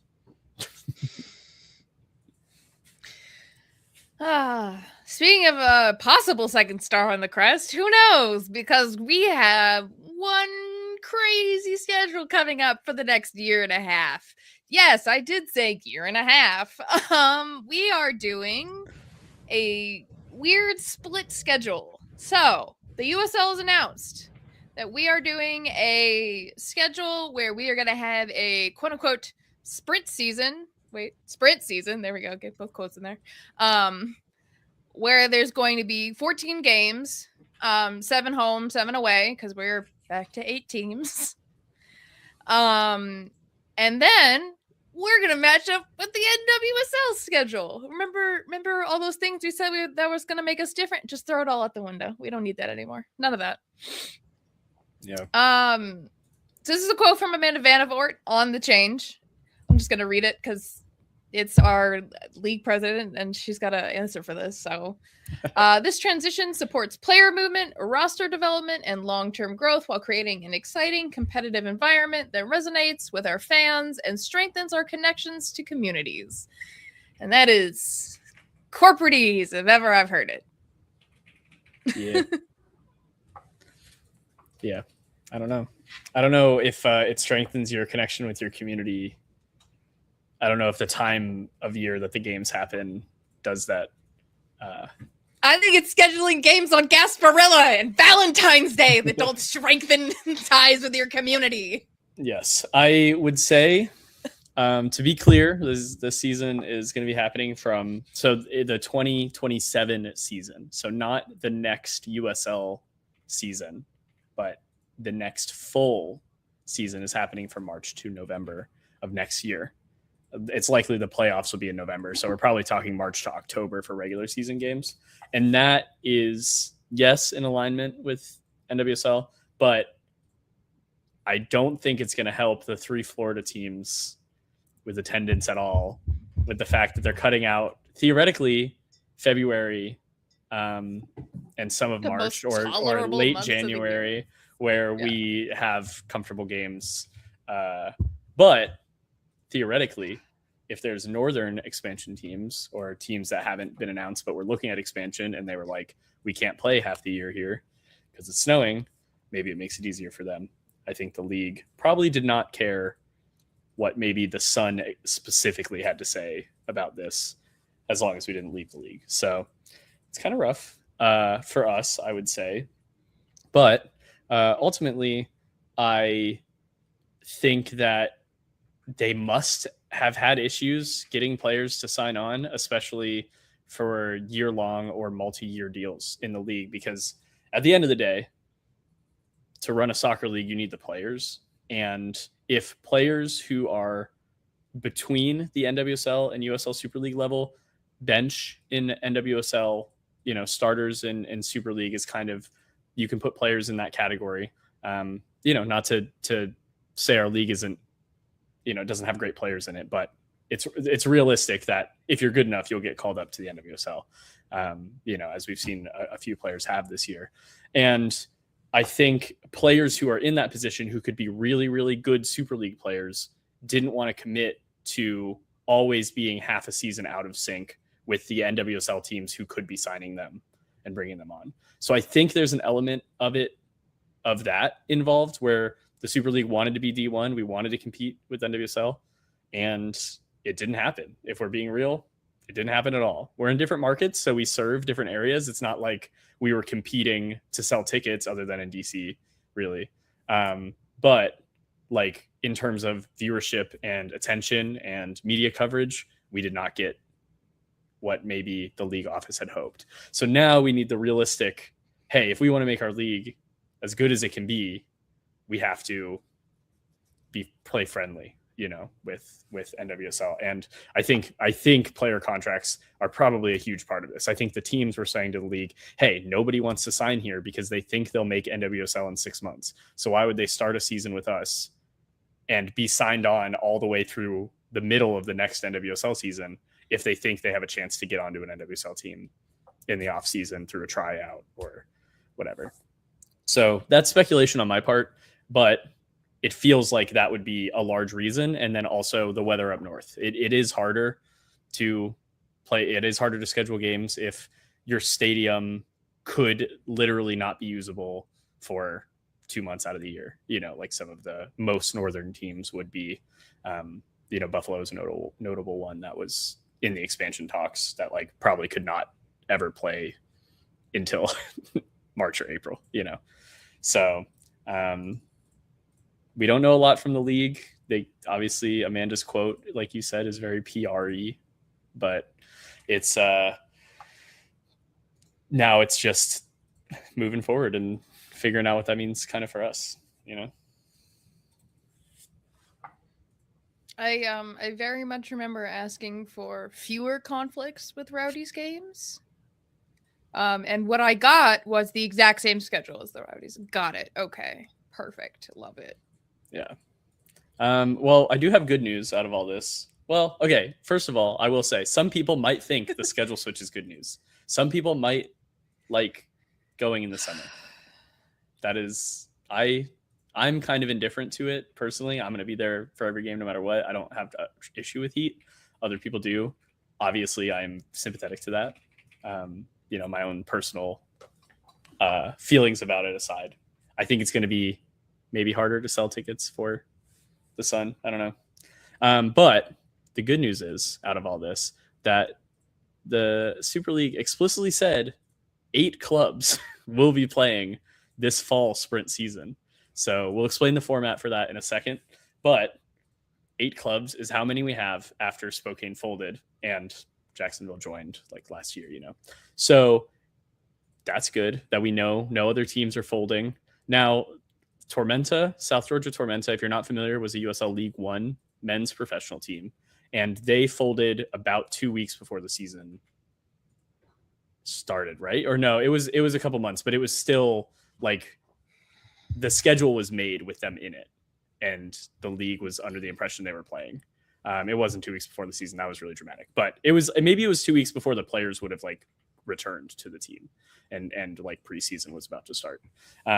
So that I guess theoretically is on the table that a club still could go. But if the league is saying it in a press release, I assume they have gotten some kind of confident confirmation from all 8 clubs that they will be playing. So we can limp along for another 6 months.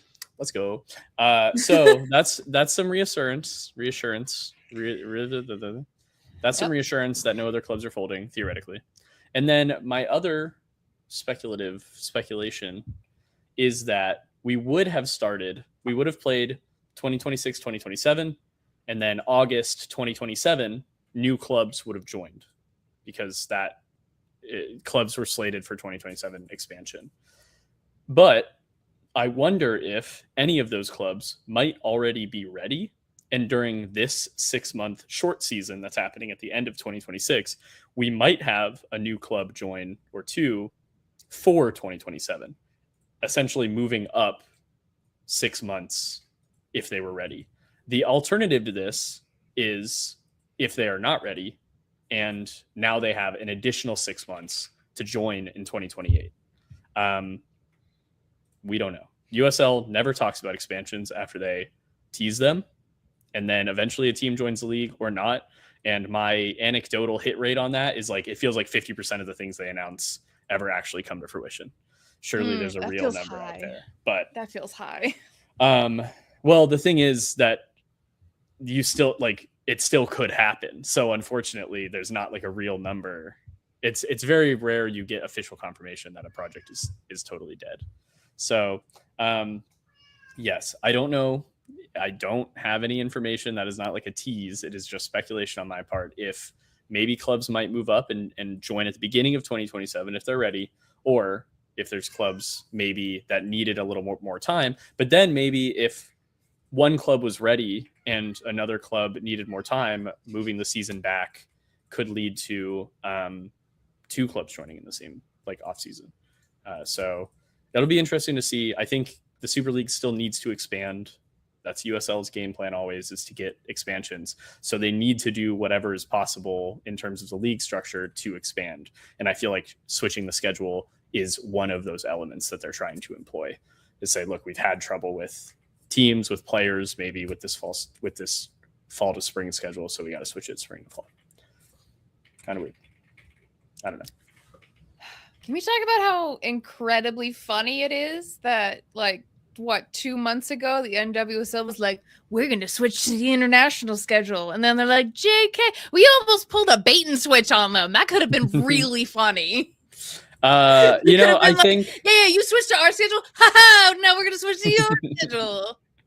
I think, though, the NWSL said, right, that they're not going to talk about it until 2030. I think that is why we committed to it, is we're like, well, at least through 2030, neither of us are changing again. I mean, we're changing, but like, we know that we'll have those years where our schedules are aligned, so our rosters can be aligned. Also, this is for Tampa Bay Sun loanee lovers who have been burned in the past. This, I think, is better for us, because if we get a loanee from an NWSL team and it's for the season, unless they have a personnel shortage, there's no like change of plan, like recalling them. Unless they have a personnel shortage, they would stay with us. I think it increases the chance, because a lot of our loanees would leave in December and then we'd sign like 4 new ones in the spring for the half season. I think this is better for like a roster building standpoint if you're taking on loans that they'll last the whole season, because it's like also their whole season for their parent club. So I don't know. I mean, we don't know what it's going to look like. I mean, we literally know what the season is going to be, and we know that theoretically 8 clubs will be playing. We will see anything beyond that. We don't know. Okay. My tinfoil hat theory. We're going to go down to D2. Whether it's in 2027 or 2028 or what, we're going to go down to D2. And to that I say, what is different about that? Really?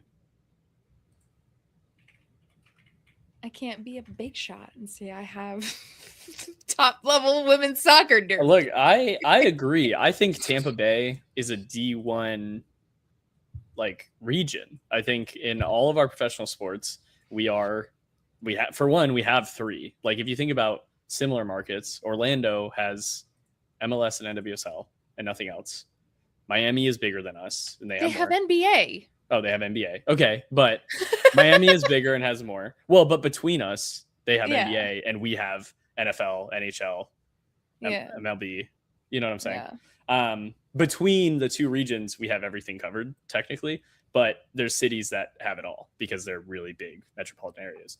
But I think Tampa Bay is, and we've talked about it with Rowdies' possible MLS dreams back in the day, and we've talked about it. We've talked about it in the women's sports conversation with WNBA expansion, or with NBA expansion when the Raptors came down here for the COVID season. It's like we've talked about how we're on the brink of possibly adding an entirely new top division sports team because we are that market. We are a market that supports our teams pretty well. Rays stadium situation notwithstanding, but like, you know, there's other factors there. But the Lightning have sold out 6 seasons in a row of games. So, you know, and the Bucs, NFL obviously always sells well, pretty much. So I think us in Tampa Bay, and I think Dallas specifically, would be really disappointed to theoretically be D2. I think we are 2 ownerships and like regions and communities that like we think we're D1 or we should be D1.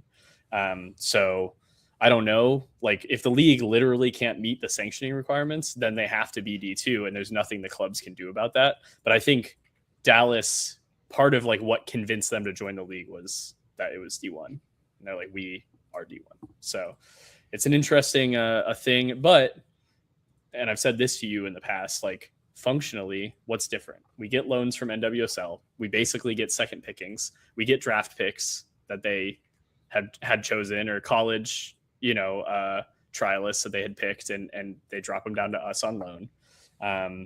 We don't get covered by national media very well. We are like outside of the markets that our teams are in, we're not like a relevant national league. So I think dropping to D2 is like realistic. Like I think that is like how we're treated is D2. So we might as well own it and then build up from there. Because the USL Championship is for clubs folding, and clubs fold individually because the league doesn't run the clubs. Besides clubs folding and instability from that, the most stable players in the USL Championship are stable. They're sticking around for a long time. The league has stuck around for a long time now. So USL obviously knows how to run a stable long-term D2 project. What they were experimenting, and they used us to do it, was to see if they could compete for D1. And I think on the women's side, at least, they can't. And I think realistically on the men's side, their USL Premier division that they want to start also won't really do anything for, against MLS. But like, I think if we drop down to D2, it is not the end of the Super League. I think actually it probably makes us stronger, because then maybe we get taken more seriously as what we are, which is like a pretty competitive and enjoyable to watch professional women's soccer league that puts teams in markets that NWSL can't, because now it's $400 million or whatever to expand into NWSL, and not everybody has that kind of money. So I want the league to stick around. So my defense of it is do what you have to do to stick around. I know. Those are all good points. I know. But like, no, I know. Meh. It's a very compelling argument I'm making. I know. I agree. It's just frustrating. They told me to have my sights set high, so I did, and now I feel like it's like gravity's pulling us back to Earth, and it's sad. Yeah. I mean, they definitely, to their credit, committed to the idea. So yeah. And we had 2 full seasons of the winter schedule. Also, we're not going to D2 yet. We don't know, but I know it's all this is all speculation. The history. Well, but I'm saying all the history that we have we built up 2 years of seasons. It like that. None of that was wasted. It's all just data for the future of how to make it better. So, I love the Super League and I love the Tampa Bay Sun, and I want them to exist forever. So whatever business things have to happen, short of me winning the lottery and funding it myself, whatever the business people have to do to make that happen, then please keep doing that or whatever, Yeah. All right, JD, what is this weird sprint season going to look like? Yes. So in 2027, we're playing a full season. In 2026, there's still half a year left, guys. It's June. It's the World Cup. After the World Cup, the Super League is going to play. And what are they going to do? They're going to play a really tiny season. This is also, for the record, there's precedent for this. MLS is also doing the same thing. When they switch, they're going to have a short season at the beginning of 2027, right? I think. I don't follow MLS. Come on now. Anyways, it's a thing that you do when you're switching when you're offsetting your season by 6 months, you play a less than 6 month season. So we have more information on this sprint season format because it is imminent. It is the next thing that's happening for our league. So August 15th to December 12th is the next season of USL Super League, Gainbridge Super League. They should pay me to say it because they're paying USL to say it. And December 12th is the final. So the season is actually going to end the first week of December.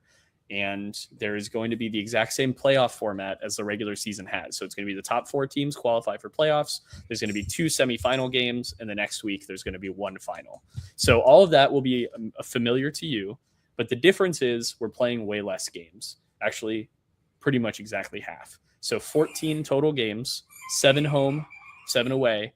And that's 1 game against every other team in the league. So this is a balanced schedule. This is the optimal kind of schedule. Everybody loves these. If you have enough teams in your league, you can do a balanced schedule. It's what the Premier League does. And then the winner at the end is the one team that played every team at home and away and got the most points. In US, we have to have playoffs, I understand. But yeah, so we're playing a fully balanced schedule. It's actually going to be kind of fun because I wondered what a balanced schedule would look like in the USL. We did have one the first year where we played everybody 4 times, which is crazy. So we're back to a balanced schedule, but we're playing everyone twice again, once home and once away. And that schedule is theoretically expected very soon. I've heard as soon as late this week, but I feel like USL Super League time early next week. But this season starts August 15th. That's 2 months away. So we're right up against it. It's the same ballpark, same time that the next full season would have started. So we're in the off season right now, as you know, because we're scraping the bottom of the barrel for content on the podcast. I'm just kidding. But so we're in the same, like, you should feel the same way about this as you would have about an off season. 2 months of no Sun soccer. We're back to Sun soccer. The only difference is there's going to be another 3-month off season over the winter. And then the next time the Sun play, it's a whole year of it. It's a whole full regular season of it. So we're getting a year and a half of Sun soccer with 5 months or so of breaks in between it. I like that a lot, regardless of the circumstances it's happening under. It sucks that we're changing something. It sucks that we couldn't stick to the original plan.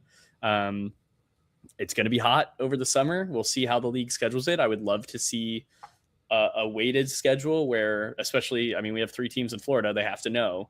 I would love to see us play a lot more in the spring and the fall, and then over the summer, maybe travel on the road a lot more. But yes, that sprint schedule is like what is happening very soon. August 15th is opening day for that. So they are having a season. It will have a champion. We are discussing, like, if the Sun win, do we put like an asterisk next to our star? Do we add like a second star, but it's tinier?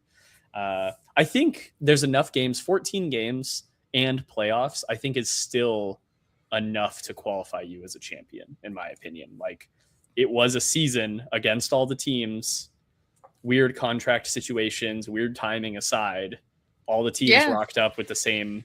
You get a star, terms. Man, just the same as us in Lexington. You get a star. Yeah, I agree. So we're at I'm gonna use our one. We're at fuck it, we ball at this point. Yeah. Yes. Yes, I agree. F it, we ball.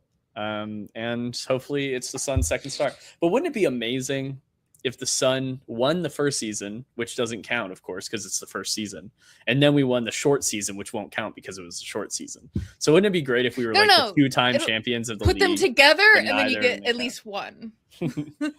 That would be very funny. And then Lexington wins again, and then we argue about whose 2 stars are more legitimate. So what that means for Tampa Bay Sun ticket holders. I had a conversation with the ticket office, as did many of you. If you are a returning season ticket holder, they have either called you already or they're working on it. Don't yell at me if they haven't called you yet. I'm sure the list is longer than we think it is because there's not that many people at games. They are applying. If you've already renewed your season tickets, when they sold us season tickets in February, they asked us to renew. They said for a 14 home game full regular season. They didn't know this was happening theoretically, or it was being talked about, but they were like, hey, we want the money now. Yeah, I know. But they are applying your renewal, and this is for season ticket holders. If you've renewed already, they're applying that to the full 2027 season, which will have 14 home games and be a full regular season. So the monetary value is just being transferred to 2027. And for 2026, what they're offering is current season ticket holders or ticket holders that are renewing for 2027 are being offered 50% off their tickets for the shortened season. That is not 50% off the price of a full season. It's 50% off what the shortened season price would be. So it's 25% theoretically. Oh, we lost a JD. Hello. Hi, we lost you for a second. Where'd you go? I don't know why. On my end, nothing happened, so I don't know what happened there. Crazy. Okay, well, it's still but you can hear me, okay? Yeah. Okay. So. Oh, I think you switched your mic. Let me grab that real quick then. Yeah. You sound like a little bit different. Hello. Hopefully that works. Yeah, I think that's working. Sometimes it uses both at the same time, and I don't know why. That's better. So what I was saying is that for the 2026 fall season, the shortened one, they're offering 50% off. I think that's a great deal. I think. Oh yeah, no. If you do, I did some like just real quick math. It's less than. This is the supporter section. So cheaper tickets. We are standing where the real fans are, or argue in the comments where the real fans are. It is less than $100 for 7 games for 2 people. And I think even with my dad who has 1 seated ticket, it's still like $150. It is really cheap, considering I think it's like $6 a ticket at that point. It's kind of crazy. So highly recommend. Even if you're annoyed with the Sun, this is still technically part of the season that was promised. So you still should show up. Yeah. And it's an inconvenience to move our tickets, like to have. I thought I was paying for a winter season. It's going to be a summer season. Yeah. And I think the ticket office and like the team knows that it's an inconvenience. So I think this offer is like a really good faith offer. I was like low key hoping that they would apply our renewed season tickets to the whole thing and we would get like a year and a half for the price of a year.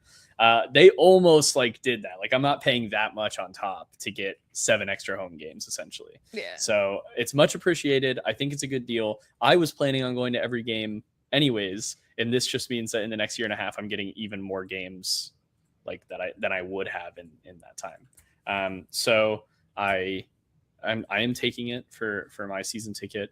And like I said, if you haven't got a call yet, maybe you could reach out to the ticket office. But I know that they're working through their whole list. So they'll get to you eventually. And you know, but yeah, it's definitely, it kind of sucks that we are changing so much, but all you can do is move forward and figure it out. And hopefully we do figure it out. Oh, I also, when the schedule comes out for this fall, if you don't have season tickets, when the schedule comes out for this fall sprint season, they will put together what a ticket package looks like. So I asked the ticket office kind of on the record today about this, and they're like, we can't really they're not selling anything yet, but they're like, we're not going to be able to tell you what a ticket package will look like for the average fan who just buys tickets per game, or that maybe they were gonna buy season tickets for the first time. They're putting that together and they're going to figure out what that looks like as well. So I'm sure they're very busy figuring all these things out. Once the schedule is out, I think the team will be able to tell us more about what this looks like. And then of course, going into 2027, what that will look like too. But yes, thank you at least for the 50% off the sprint season. Very cool. Cheaper Sun soccer. I take it every time. Also, this is completely unrelated to the Sun or anything relevant to us, but I thought it was a fun tidbit that I would share. Lexington just has an annual pass for both teams. I think you can get a monthly or a yearly subscription. And then it didn't matter when either. I was like, how does this change other Super League team season tickets? And Lexington people were like, oh, it doesn't change it at all. We already paid for 12 months of Lexington soccer no matter what. It's just now it'll be at the same time instead of around the whole year. So that's cool. Yeah, it is very cool. Yeah. In a perfect, beautiful world, it would be Tampa Bay Sun and Tampa Bay Rowdies. Yeah. Yes. I agree. I'm gonna keep saying it to speak it into existence. Manifests. The amount of Instagram DMs I've sent in the last year that I didn't expect anything to come from it, and then things have been happening that are good, positive things, is crazy. So I fully support people just saying stuff. I've requested songs. You everything. Requested a whole place for an artist to come and play. Yeah, and we're making it happen. So, yes, put your positive thoughts out there. Ask the universe for what you want. The other interesting tidbit that I have out of this whole situation that is completely unrelated, well, it is related to the Sun, but I just like sharing info that I found interesting, is related to the USL Players Association and the Super League CBA, collective bargaining agreement, which they don't have. So I confirmed, I think it was on the last episode, if not the one before. I think it was the one before, actually. When Spokane announced that they were folding, the USLPA made a statement. And in that statement, they said, hey, the Super League still doesn't have a CBA. And I was like, what? I totally thought they did. I had been telling people for years they did. That was a huge, misstep on my part.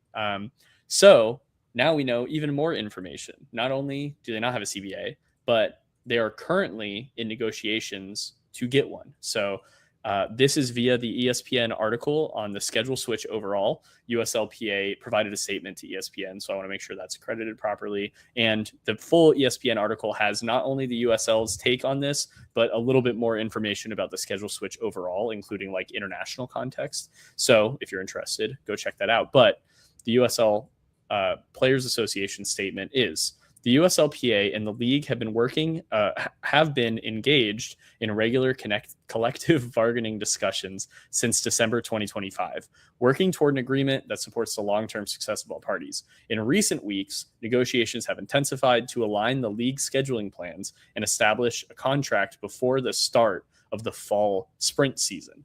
So they don't have a CBA. So I was wrong for years that they had a CBA. And now that I've just learned they don't, hopefully, workers' rights, they do before the fall sprint season starts, which, as we've established, is in 2 months. So, and if they don't, do they strike like the men's team, like the men's side did? Well, they didn't strike; they just protested. But they showed their power in a collective way. I'm sorry. Will they protest? Talk to your coworkers, Liz. We're going to talk after this. Okay. But yeah, that would be interesting, and they definitely could protest.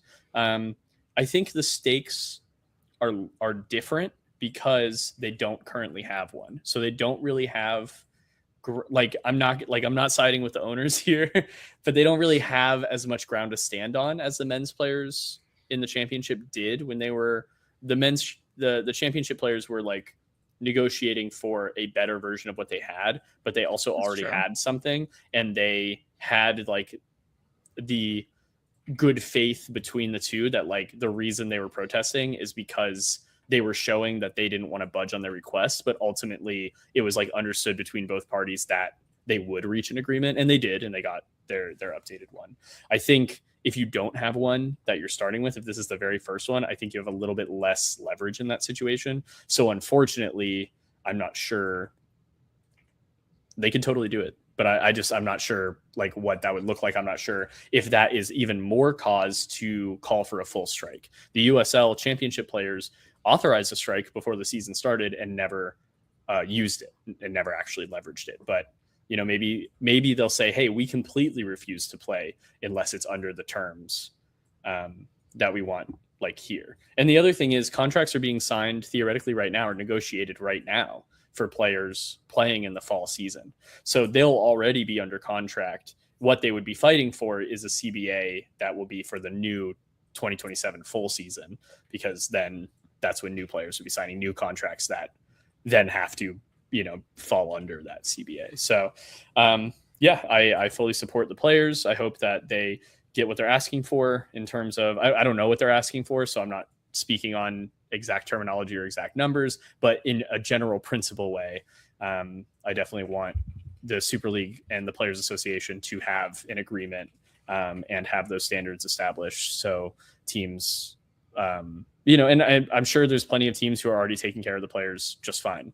And meeting what a future potential CBA would come to, but you make the rules for the lowest for the people who don't want to put in that extra work. So that way there's a level standard that the whole league has to meet. So I hope that all is successful and the players are in a good position after all that. But yeah, I thought that was an interesting tidbit that came out of that ESPN article.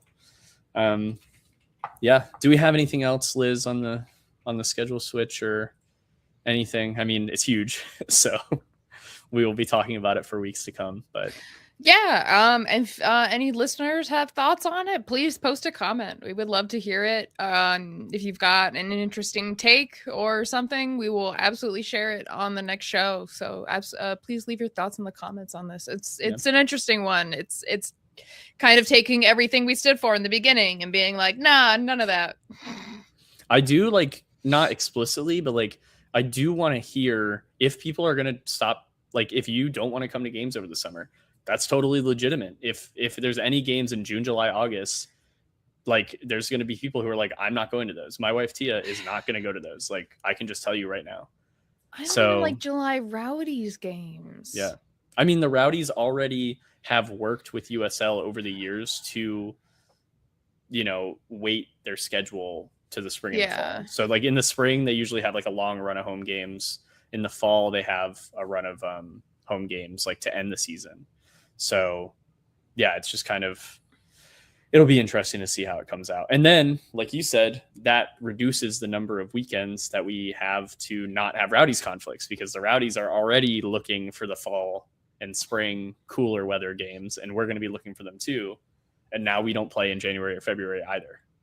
Not that January, February was any better, because those are all on holidays too, but So I do, yes, please, in the comments, if you have any takes or just want to tell me your personal thoughts and your, like, experience with it, like what you think the next season would look like for you, because I want to get a feel for, theoretically summer, like, there's events going on, there might be more people out and about, but, like, does that mean an increase in the Sun attendance? We don't know. I would really like to see it. They've been better with marketing and engaging in the community in the last few months. So, maybe we'll see dividends from that. But I want to hear how, like, if you've been here the whole time, you watch the podcast, the diehards, how does it affect you?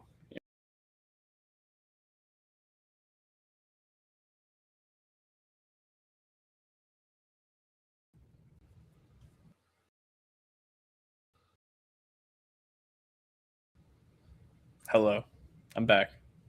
Oh, you have to fix your mic. You too, actually.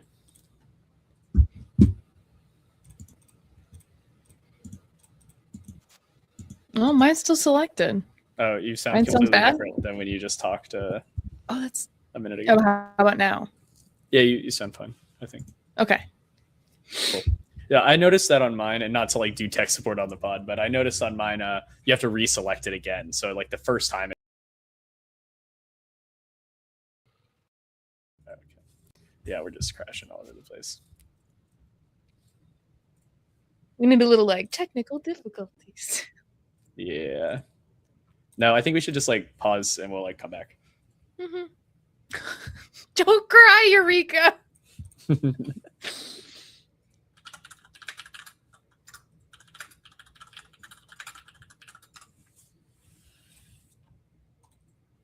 No, because it's harder for him to, like, piece it together, I think.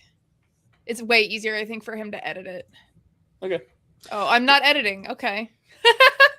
Well, that's fine. Okie dokie. Well, that's fine, because we were about to switch topics anyways. Yeah, so apologies for our digital dust. The streaming platform decided to poop itself real quick. So here we go. Fort Lauderdale. With the boomerang coach, Tyrone Mears, back at the helm for the 2026 season, which is weirdly specific. They're looking for a head coach, and they didn't find one before August. And they didn't even say a thank you post to the last guy. Ouch. Yeah. Rough. Well, Tyrone Mears is not a bad coach. I think he was actually pretty good. They were in the final the year that he was the head coach. And so he's a good head coach, but he's not a good at hiring coaches, apparently. He was like their sporting director. You might be right. Yeah. You might be right. But this sounds like, for the 2026 season, it sounds like, because it's only 6 months. Actually, I think this is not to defend Fort Lauderdale, although I am wearing their color a little bit, but this is a Gotham FC shirt. I think they are kind of being pragmatic about it. They're like, look, we have a head coach capable guy. Let's get him in and spend 6 months looking, offering Jose Mourinho over and over and over and getting rejected. He's going to Real Madrid, I think. So I was going to say, yeah, didn't he just get hired somewhere? Yeah, but that's after the ESPN. Fort Lauderdale negotiations. Okay. Yeah, he used that as leverage with Real Madrid. Yeah. Okay. He got an extra 50 mil out of him. Yeah. So I think it's a kind of a pragmatic approach. He's a good coach. I think they could do better, and I think they're trying to do that. And they have a 6-month season here where they can not really care that much, or maybe he coaches them to greatness and we meet in the final again and beat them. I don't know. We'll see. That's the only they don't win the final. There's no world where Fort Lauderdale wins the final, but there is a world where they meet us in the final again and then we beat them. So. We have had a couple of teams let us know what players will not be returning for the season. So far, we have 3 teams that have put out posts as of tonight, which is so Tuesday at 8:30 at night. I'm just going to read them out. I'm going to read all of them in a list and their position. And then JD and I are going to talk about which ones we think are like the most surprising, ones that we didn't expect, yada, yada. It's not everyone, because I'm going to be honest, not every single player on this list has been here that long. Literally, one of DC's players had like an 11-week contract by my math. And I don't know how much she played. So not a ton of like, there's some that you're like, what? And then some of it's like, okay, if they're announcing it, then I guess they are looking for somewhere else for the 6 months.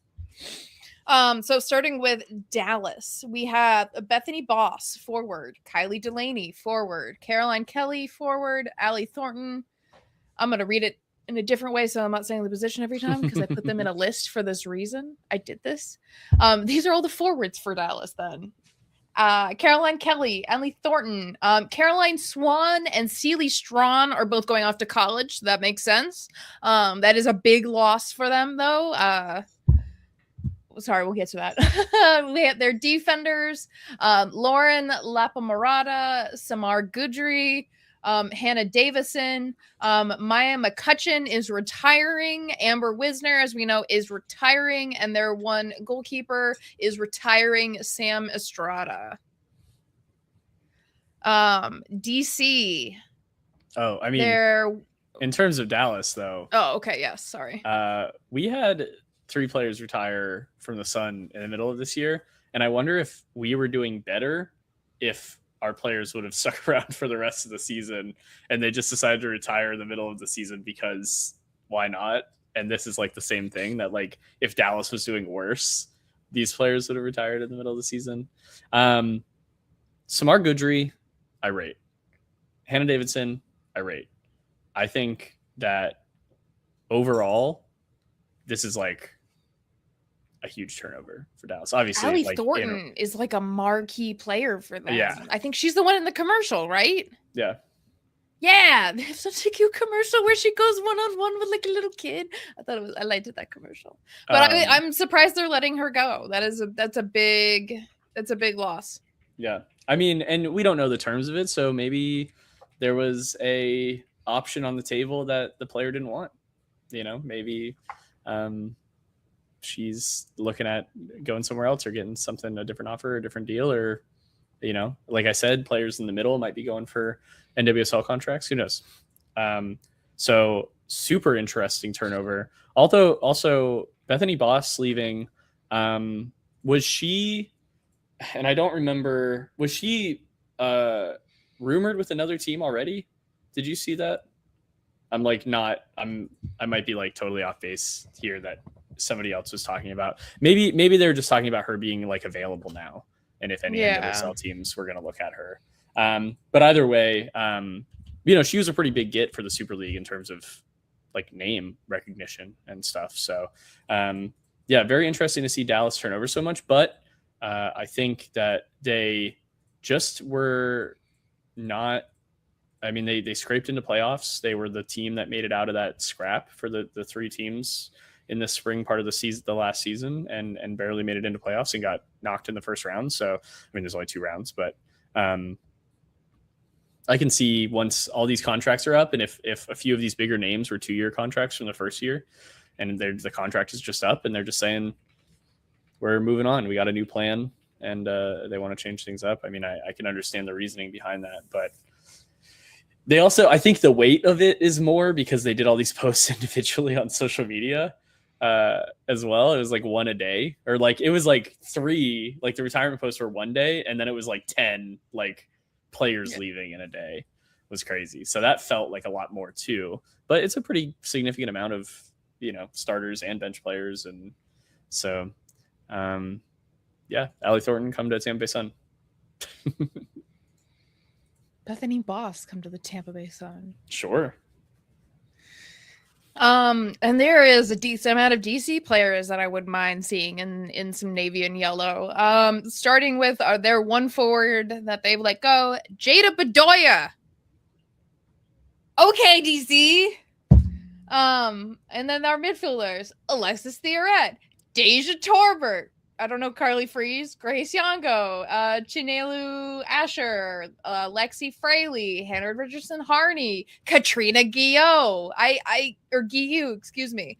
They have 2 defenders, Madison Mernon and Kiki Maki, and they're letting go of Morgan Aquino. That's their keeper. Yeah.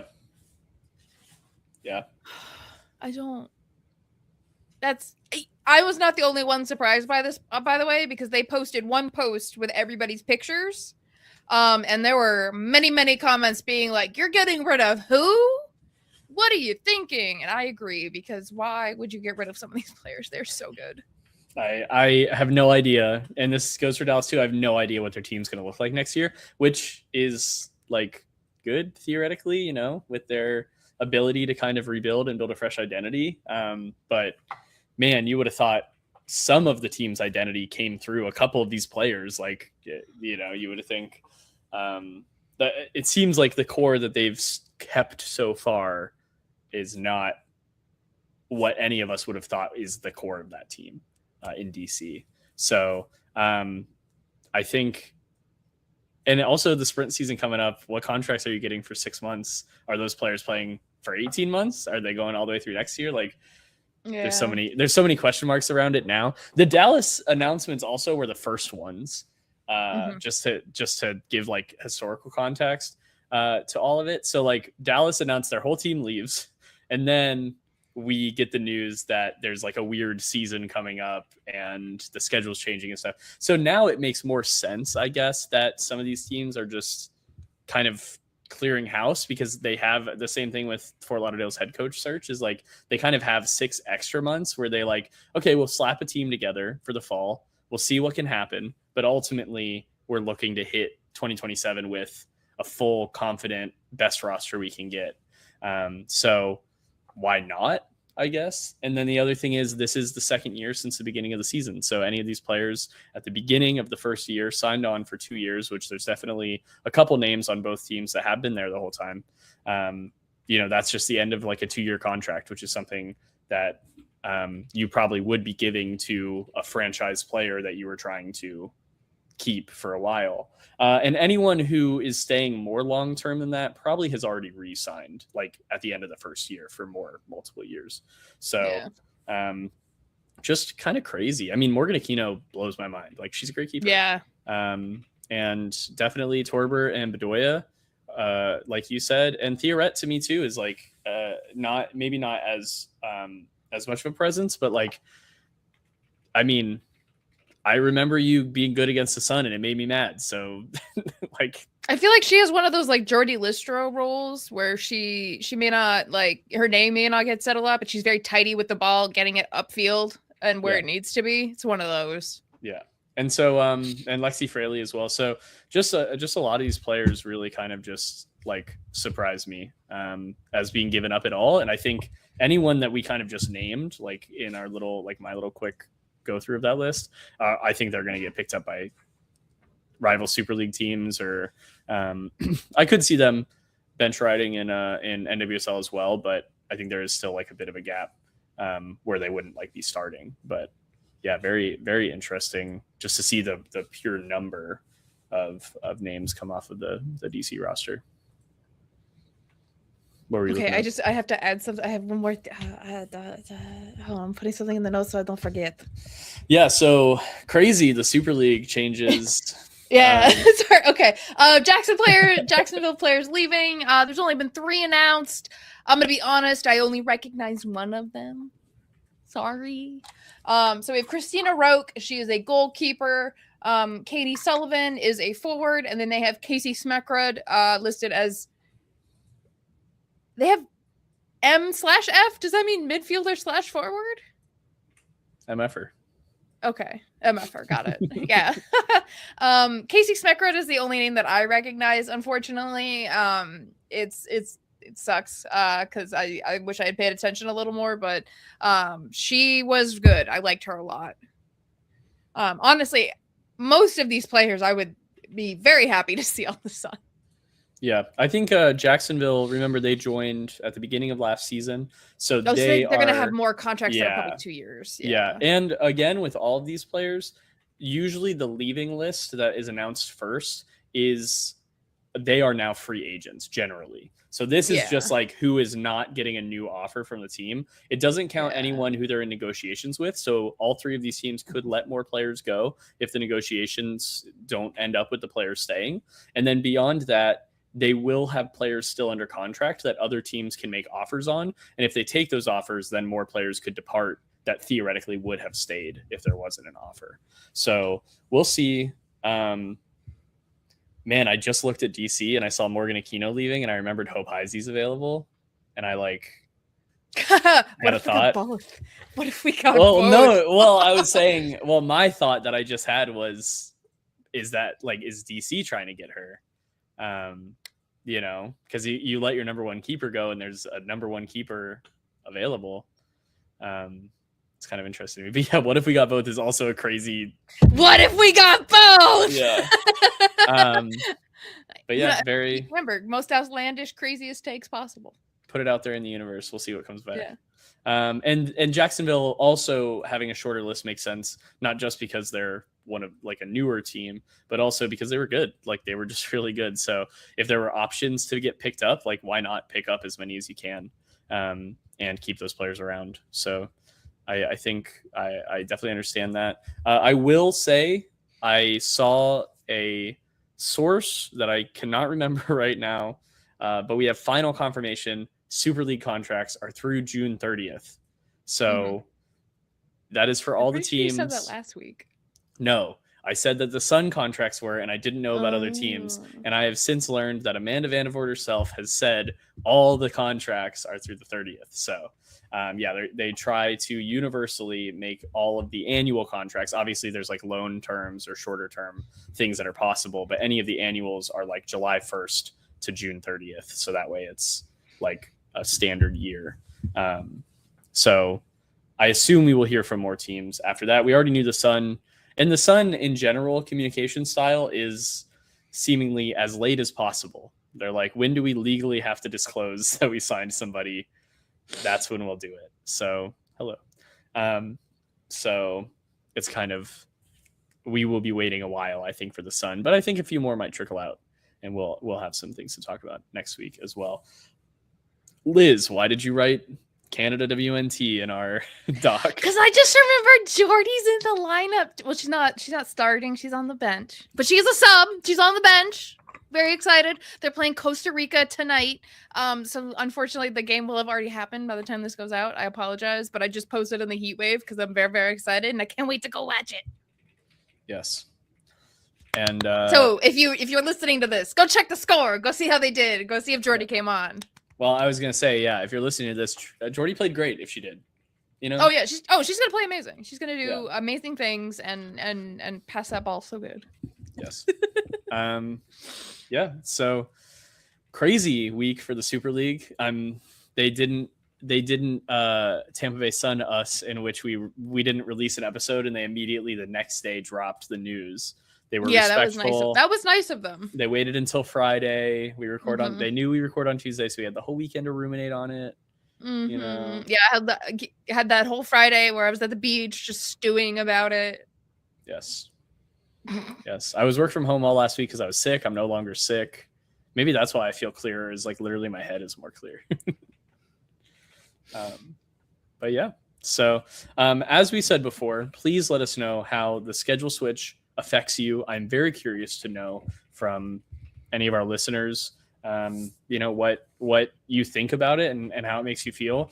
Like I said, I will be there at any Tampa Bay Sun game that they legally let me into, I'll try to be there. But I also am an insane person, and I take like walks, like hour-long walks in 95-degree heat. So, what are you, a camel? Well, it's just the sun energizes me. I don't know what to tell you. So you're a camel?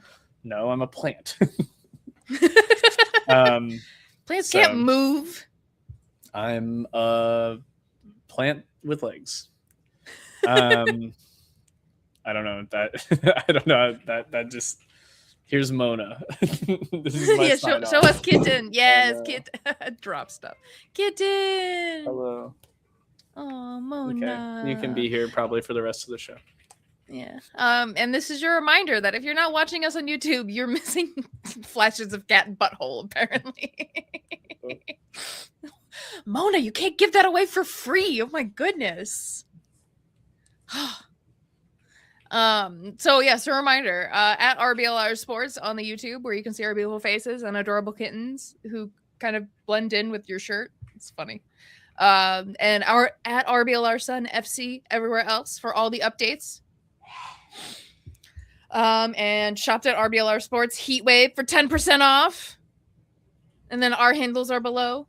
At Lizzie the Lion Blue Sky, and Mom Says I'm Ultra over on the Twitters. Although sometimes I'm getting back into Twitter. It's a bad thing. I blame JD.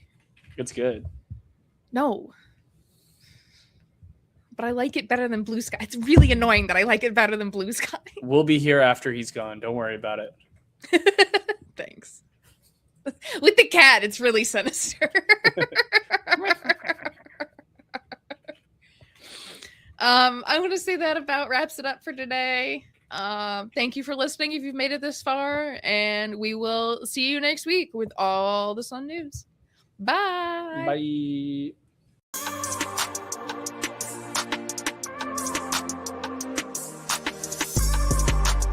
Thank you for tuning into this presentation by RBLR Sports. On your way out of the stadium, please remember to like and subscribe.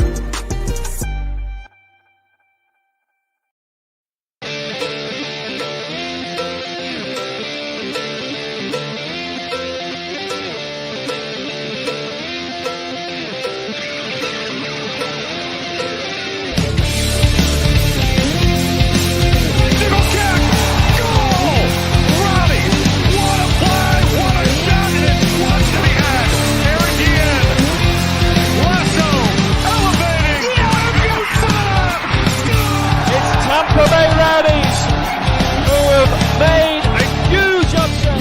Your 2021 Eastern Conference champion. Let's head back to goal! Oh, that is a delicious goal for Tampa Bay.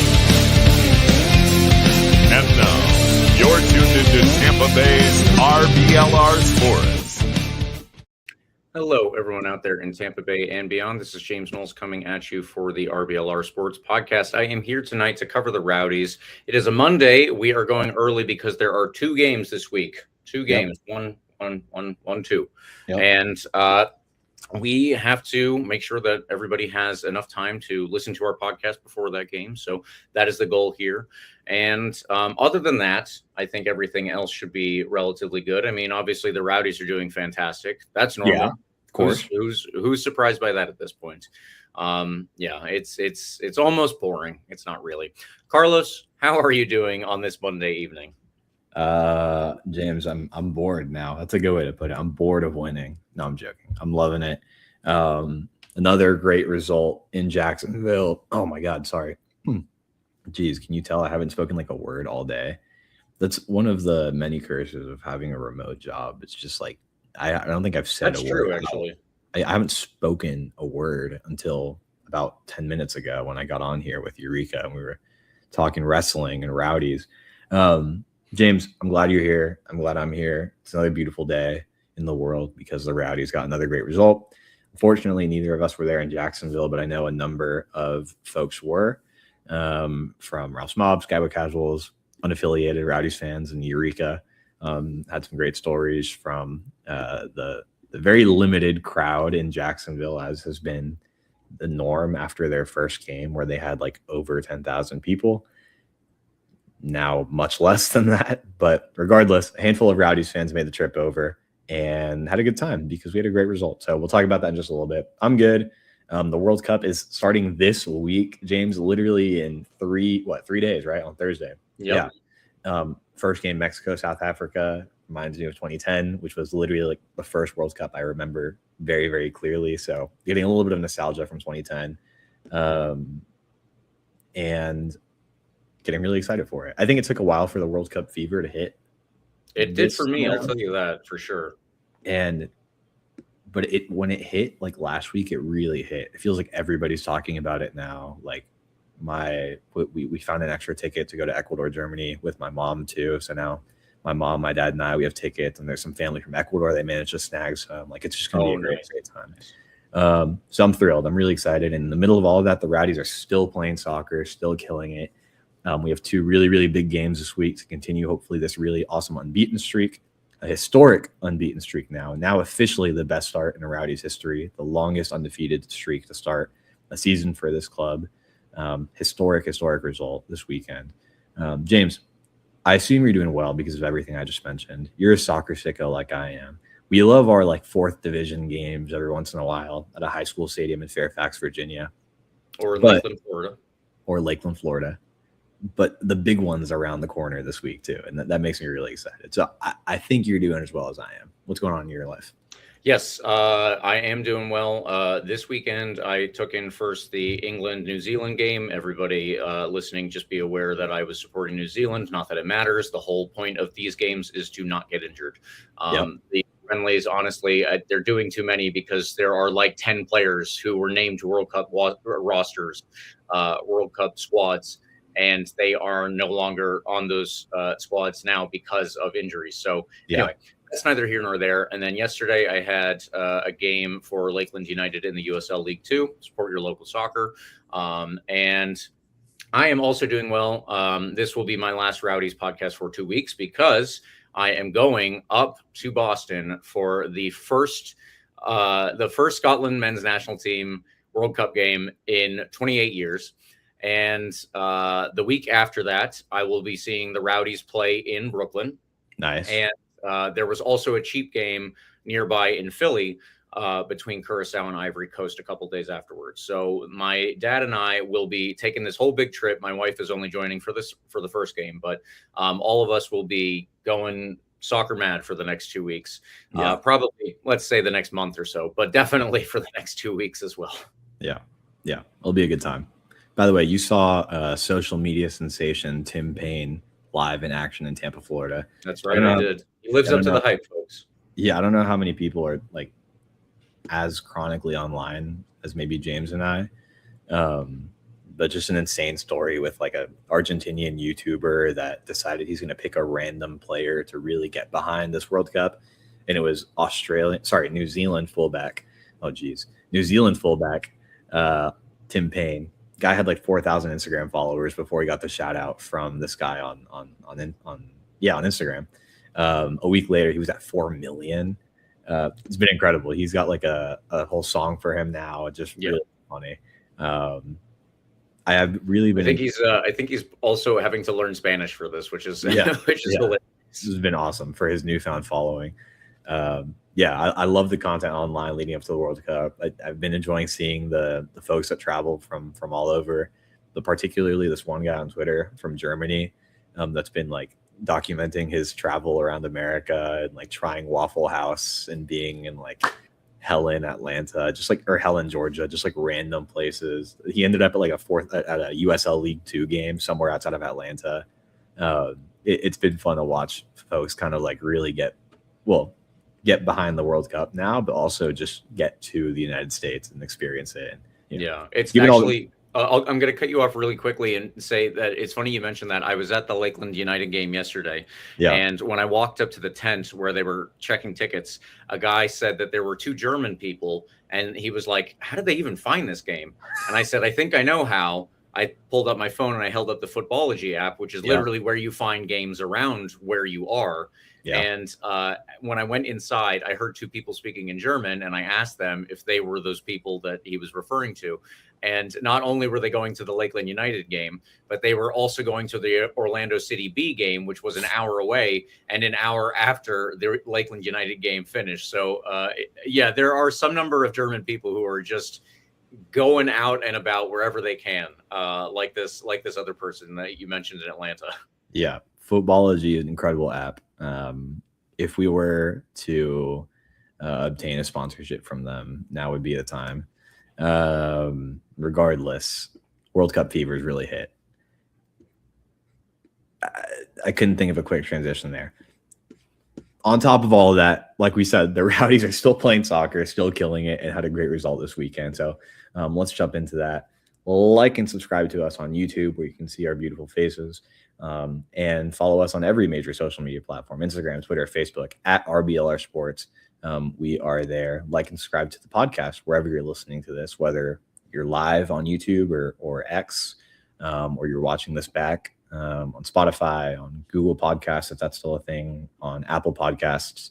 Give us a like, boost it, get the people to know about RBLR Sports.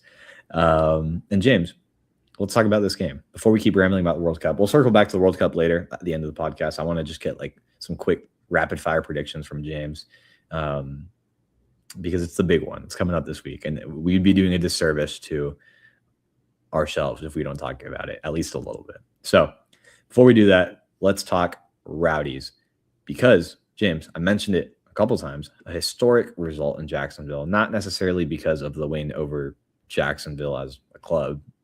Was our second game against them, second win. Much less tense than maybe the last game over there, where we had to wait until the last kick of the game to win the game. This one a bit more comfortable. But James, do you want to tell us who started for your Tampa Bay Rowdies up in Jacksonville, Florida?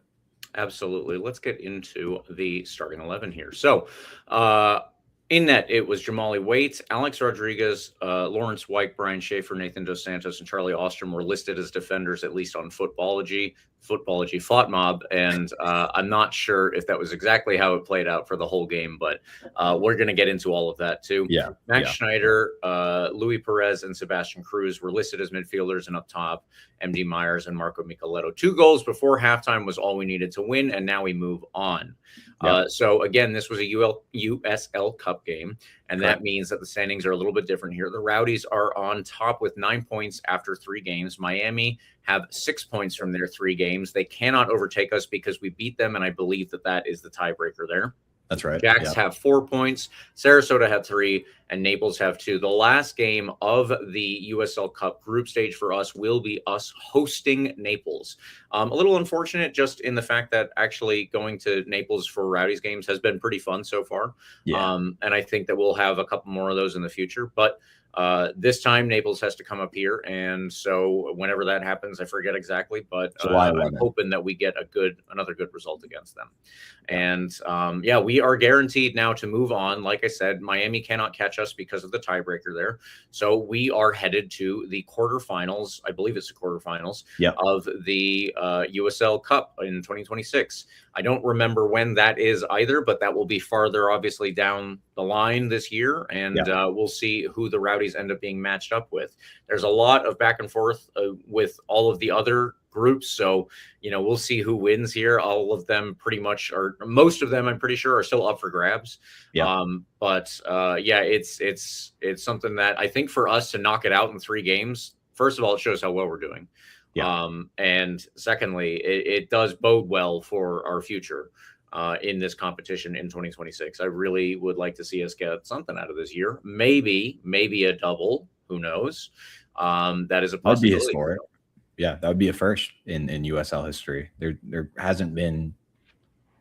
Well, I mean, if you count the U.S. Open Cup, of course, there's always been an opportunity for 2 trophies as a USL club, but with the limited history of this USL Cup, formerly the Jägermeister Cup, now the Prinksteyers Cup, there's a real possibility for a club to go out there and get 2 trophies in 1 season. And your Tampa Bay Rowdies are in prime position to do that, at least early on in this season. Plenty of soccer left to go, but pretty cool that Tampa Bay Rowdies are 3 wins away, technically, from a trophy. Yes. Insane to think about. This game against Naples, like you said, maybe a little bit unfortunate that it essentially doesn't mean anything, which is kind of lame because we've had some fun matches with them in our early history with them. So still go out there and support the boys against a local opponent. But I think it's a game where on July 11th, you can comfortably rotate a lot of the squad and not worry about dropping that one. I think for pride, you still would want to go out there and win, right? You don't want to lose to a League One team that's down the road from you, relatively speaking. But I think we can get a lot of like A-Rod minutes in that one, maybe rotate in some of the academy kids for some serious minutes. Regardless, we're getting ahead of ourselves. That's July 11th. If you're curious, the quarterfinals are scheduled to take place on August 13th. Semifinals would be September 9th, and the final would be October 2nd. There we go. Okay. Runs pretty late into the season. Of course, the final of the USL playoffs is usually in November. So it'll run pretty late, and we'll wrap up as a tournament right before the regular season ends. So keep an eye on this. We'll stay tuned for that last round of group stage games to happen that weekend of July 11th, and then we'll see how the groups have shaped up, who possible Rowdies opponents are. But what my understanding is that the quarterfinals are pretty much randomly drawn. There's no incentive to get 3 points for the Rowdies against Naples versus 1 point, other than just pride. It'll be randomly drawn by the end of the group stage format of this tournament. So interesting. It's a very weird format in a lot of different aspects. Yeah, it is. Yeah, it is. But it's kind of nice that the Rowdies kind of have no pressure for that last game against Naples, regardless of how they're doing, which isn't too well. Or am I making that up? Am I confusing them? Yeah, no, they're in 5th place in League One. Regardless, Rowdies won't have to focus on that game too much, because it won't matter if they win by 3, if they lose by 5, if they tie. The result's all the same.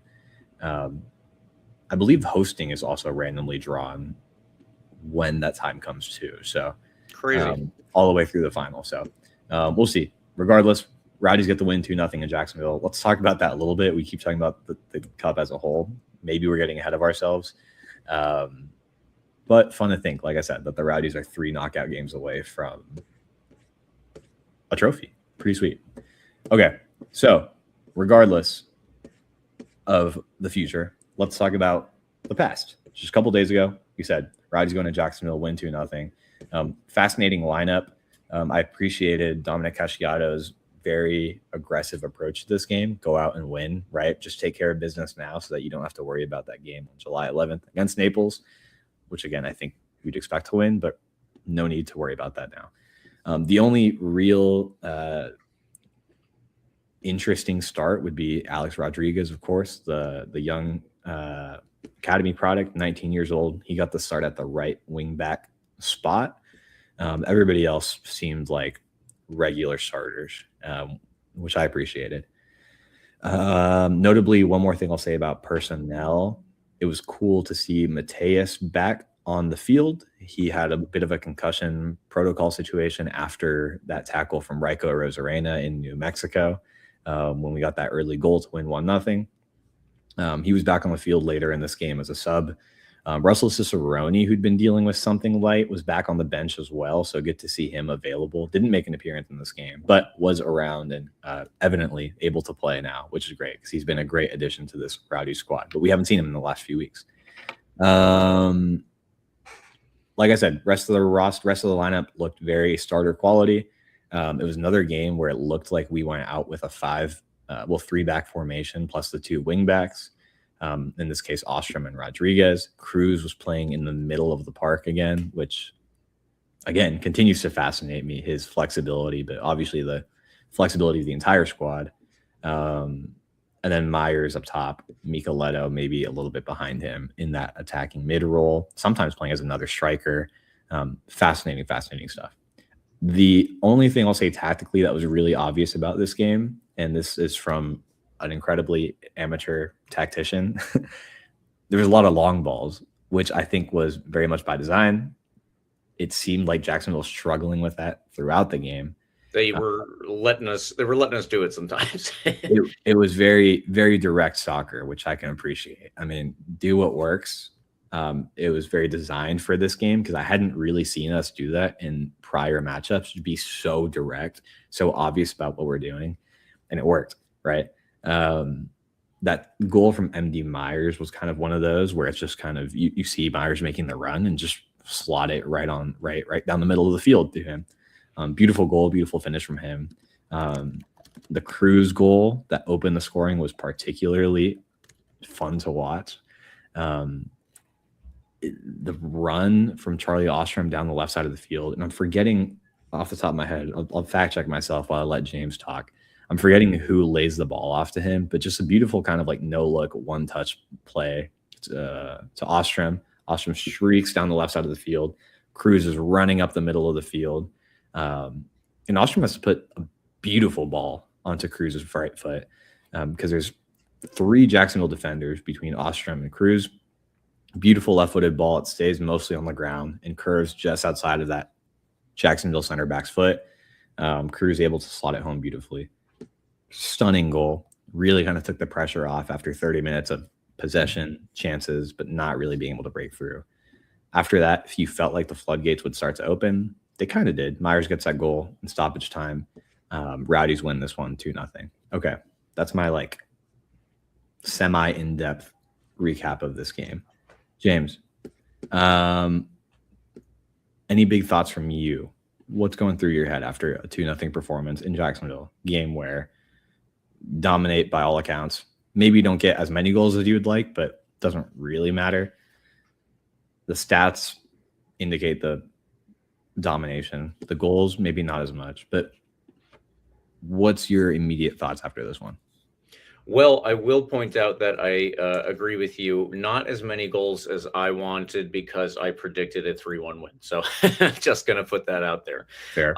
Fair. Actually, I don't know if we did this, but in our own prediction standings, Eureka did get the correct score. Our producer, Eureka. So he's on 21 points. Carlos says 16, along with Connor, who also predicted the right score. I have 13 and Parker has 11. So yeah, the team did not help me out on that. But either way, let's get into the actual game here.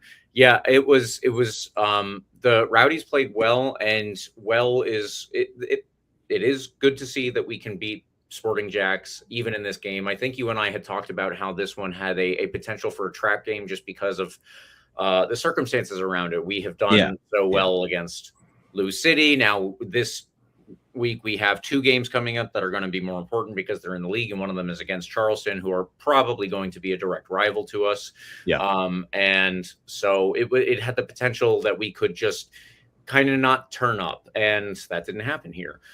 Jacksonville didn't necessarily play all of their starting players, although they did still. It was like a mixture A and B team, so it wasn't something that was completely a walkover or anything like that. But still, to be able to control the game the way that we did, and to be able to line everything up and get. Honestly, we had a lot more chances to score. There was the one that was called back, obviously. That's one thing. But like there were many chances. We hit the post. Conway had an insane, like great run, great pass to him. Just so much time on the one-on-one. But when you have that much time, maybe you get in your own head or something. Pushes it just wide, hits the post. But you expect him to bury that like 9 times out of 10. Should have easily been 3-0 there. But you're right. Plenty of chances to make it 3-4, 5-0. Yeah, absolutely. So that's positive to see in any game that you're playing. I would like to see it against Jacksonville. I would like to see it against Lou City. I would like to see it against Sarasota or Naples. It's good that the Rowdies can do this. And we did talk a little bit about the rotation so far. Alex Rodriguez, I think that he came in and still looked good. You know, he didn't look like he was out of place, in my opinion. Carlos, I don't know if you have any differing opinion there, but no, he looked good. Yeah, he looked very serviceable on that right side. Yeah. I always want to see us giving more time to younger players, and especially if available academy players. So that was very good to see, and I'm happy that he got out there and did well with it too. That means that he can at least compete against Sporting Jacksonville. Does that mean that he can compete against Hartford or Charleston for our very near future here? We'll see, but it's another positive sign for him. And the other thing, I guess, that kind of stands out for me is places where we didn't rotate. MD Myers is getting a lot of game time right now, which is fine. Apparently he can score. He's got goals in multiple of the last several games. Obviously Brian Schaefer and Nathan Dos Santos continue their starts. Sebastian Cruz has started the last several games. I think he has only missed a cup game so far this year. Max Schneider is getting a lot of starts. Louis Perez has recently been getting a lot of starts. And this goes down to that factor that we have talked about multiple times already, which is the Rowdies' depth. This season, it's partly down to players' versatility. Obviously, Sebastian Cruz has started all of these games, and he started them in multiple different positions. And there are other players like him. Evan Conway has done that. Marco Micheletto has been all over the attack. Pedro Dolabella has been all over the attack. So that is a positive thing for the Rowdies. And we've probably noted this a couple of times already, but honestly, when we do rotate, whatever that looks like, it's not always like the whole team, obviously. But when we do rotate, there's really not that much of a drop off that you can see.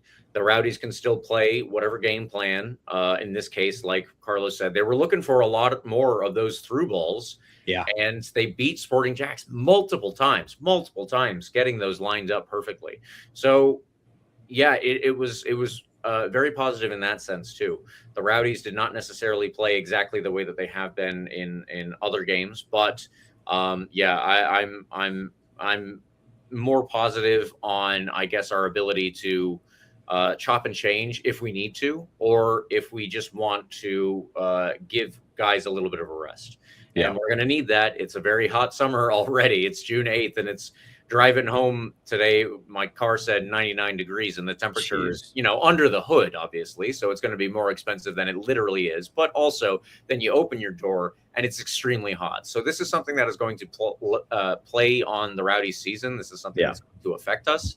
If we can avoid injuries, which we know is extremely hard to do, we're still going to have to use a lot of substitutes, a lot of rotating of the starters at certain points. Let's always be positive that whoever's going out there, they're going to do the same type of job. Yeah, which is why I'm so thrilled that Big Russ, as Jeff Attinella has dubbed him on the Rowdies podcast, Big Russell Ciceroni's back on the bench. Certainly, obviously, starting material, but point is that there's more bodies available out on the wings, which is an area where Dom increasingly has guys running up and down the field, putting pressure. It's part of the reason why we've been so successful is that high press that makes teams really, really uncomfortable, especially when they're playing in Tampa Bay when it's so hot in the summer. It's going to be a challenge for a Hartford, right? Especially coming from up north. It's different. It's getting hot in this area of the world too. But that humidity in St. Pete is just different, right? Maybe Charleston's a bit more accustomed to that, playing on the coast in South Carolina. So not as big of a factor on Wednesday. But that depth, I think, because of just having two big games in a week against a really, really good Charleston team, and then against a really, really good defensively Hartford team. And we'll talk about Hartford in a little bit, but just really, really impressive on the defensive side of the ball. I think they've only allowed 9 goals in the league play so far. Might be the best in the league behind the Tampa Bay Rowdies. I'll fact check myself when we get to that point in the episode. But regardless, you're right. That depth is going to be a huge, huge factor going forward. Big week this week with double games at home. Luckily, minimal travel for that since we're just playing both of them in St. Pete. And the team is based in St. Pete right now while their training ground is occupied too. Yeah, exactly. So there's that. Shout out to Cape Verde for taking the Waters complex. Shout out to Steven Dos Santos, one of my favorite attacking Rowdies in recent memory. But yeah, absolutely correct. So good good observation there. Just the depth is going to continue to be a big factor and has been for us this season. I mentioned Mateus on the bench. He was available, got some minutes back. I think we're just going to need everybody possible this week. I'm looking forward to it. By the way, the guy that teed off the attack for the first goal that I forgot to mention or forgot whose name it was Max Schneider passing it down to Marco Micheletto, who just has incredible field vision. He has so many great qualities. But if you go back and watch the highlights of this game and you see this first goal from Sebastian Cruz, Micheletto's ability to just scan the field, you see him before he even receives a pass. He's looking where the guys are. He's looking for an Ostrom streaking down the left side of the field. Ostrom is behind him, by the way, behind him and to his right, so closer to the Rowdies' goal, but identifies him at some point as his play is developing. Notices he's sprinting behind him down the left side of the field, and doesn't take more than a touch. Just redirects that pass right down the left side of the field to Ostrom, who is on his horse, and lays off just an incredible ball to Cruz to set up that goal. So shout out to Schneider getting that pass down to Micheletto, and Micheletto's incredible field vision. And the chemistry on this team, despite all the new players that came into this team at the beginning of the year, what is it? We only had 3 returning guys, right? Everybody else was new. Rodriguez, Hilton, Wyke. Yeah. Yeah, that's everybody, right? Yeah. Everybody else new. We're still early on in the year, relatively speaking, but the chemistry is there. I mean, you've seen it throughout the first several games of the season. And now we are, 14 games into the year, and you're continuing to see it grow even more. Incredible connection, incredible chemistry. Shout out to Ostrom. Shout out to Cruz. I'm in love with Sebastian Cruz, man. Just like so versatile. But even he knew that play was all Ostrom. Like he shouted him out in the post-game article put out by the Rowdies. He said that goal was all, I think he literally said that goal was all Ostrom. I think I might have quoted him exactly there. Just an insane ball, and the boys are absolutely buzzing. I saw that one of my friends from Georgetown, who was on the soccer team, Stefan Stojanovic, got 2 goals this weekend in their cup game against Portland. Shot him like a message, congrats. And even he was like, dude, your Rowdies are looking insane right now. Nice. And we're playing them in 2 weeks, right? When you go up there. Mm-hmm. The league notices. I think the whole country is noticing at least a little bit. In the midst of all the World Cup chaos, I think everybody's paying at least a little bit of attention to the Tampa Bay Rowdies that they otherwise wouldn't. And it's because of just consistent performances like this. It's so fun to watch. Obviously night and day from last season, but these boys deserve all the round of applause possible. Maybe you'd like to see a little bit more finishing. Like that's the only thing you can criticize in this game, right? Finish your opportunities a bit more. But I can understand taking your foot off the gas against Jacksonville in a crowd of literally 860 people. There's no juice in that stadium. Like, you're good. Take the 2-0 win. Professional, productive, exactly what you needed, and go home. Shout out to all the Rowdies fans that were over there. It looked like a good time, as always, whenever the boys get on the bus and head somewhere relatively close by. Always love the opportunity to go support the guys local-ish, right? Within 4 hours is as close as you're going to get in U.S. soccer. I think in Florida, it's good enough. Yeah. In U.S. soccer, if you have a 4-hour road trip for an away game, take it. It's awesome. Yeah, some early comments. If you're listening to this live on YouTube, keep the comments coming. I love seeing what everybody has to say. One of them being my dad. Shout out to him for the Go Ecuador comment. But yeah, just impressive to see the players' ability to anticipate each other's movements. Great chemistry, like we're talking about, right? He considers himself a tactician for his youth coaching days. And he has, quote, positive things to say about the Rowdies. So shout out to him for that. Coach's impact clearly visible in their gameplay, particularly through the precise short and long passes between the midfield and strikers. He doesn't talk this formally in person. I don't know what got into him with the very formal comments, but good observations, and I appreciate the insight. And then F. Maggio in 1975, that goal was amaze balls. I love that. That's a great way to describe that first goal, James. Goal number 2, MD Myers, Like I said, we talked about it already a little bit, but you mentioned him. He's hot. He's on fire. He's exactly what we expected him to be, scoring goals out the wazoo. I don't think they're going to become that easy against the rest of the USL. I don't know what the back line was doing for Jacksonville. I mean, it wasn't an easy goal. No goal is really easy at the professional level. But, man, I mean, he just had a lane to run straight ahead. There really was nothing going on with that Jacksonville back line. Don't know what they were thinking. They were probably way higher than they should have been. Great ball from Cruz to Myers, identifying all that really empty space. And gets the second goal of the game. So great finish from him, by the way. He could have had at least one more at the beginning of the game too, but was really getting hassled by that defender. And this one, plenty of time, plenty of space, composed finish, bottom right corner, awesome. Cool. Anything else we can really say about this game other than another great performance, first place in the group, moving on to the quarterfinals?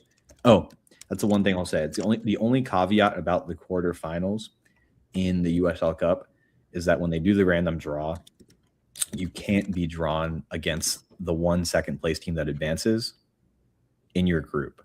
If you play, So if Miami happens to be the best second place team and they advance, that's the only team that the Rowdies cannot be drawn against. Other than that, it's fair game. The rest of that'd be weird. The rest of the first place teams are up for grabs by the end of this group stage.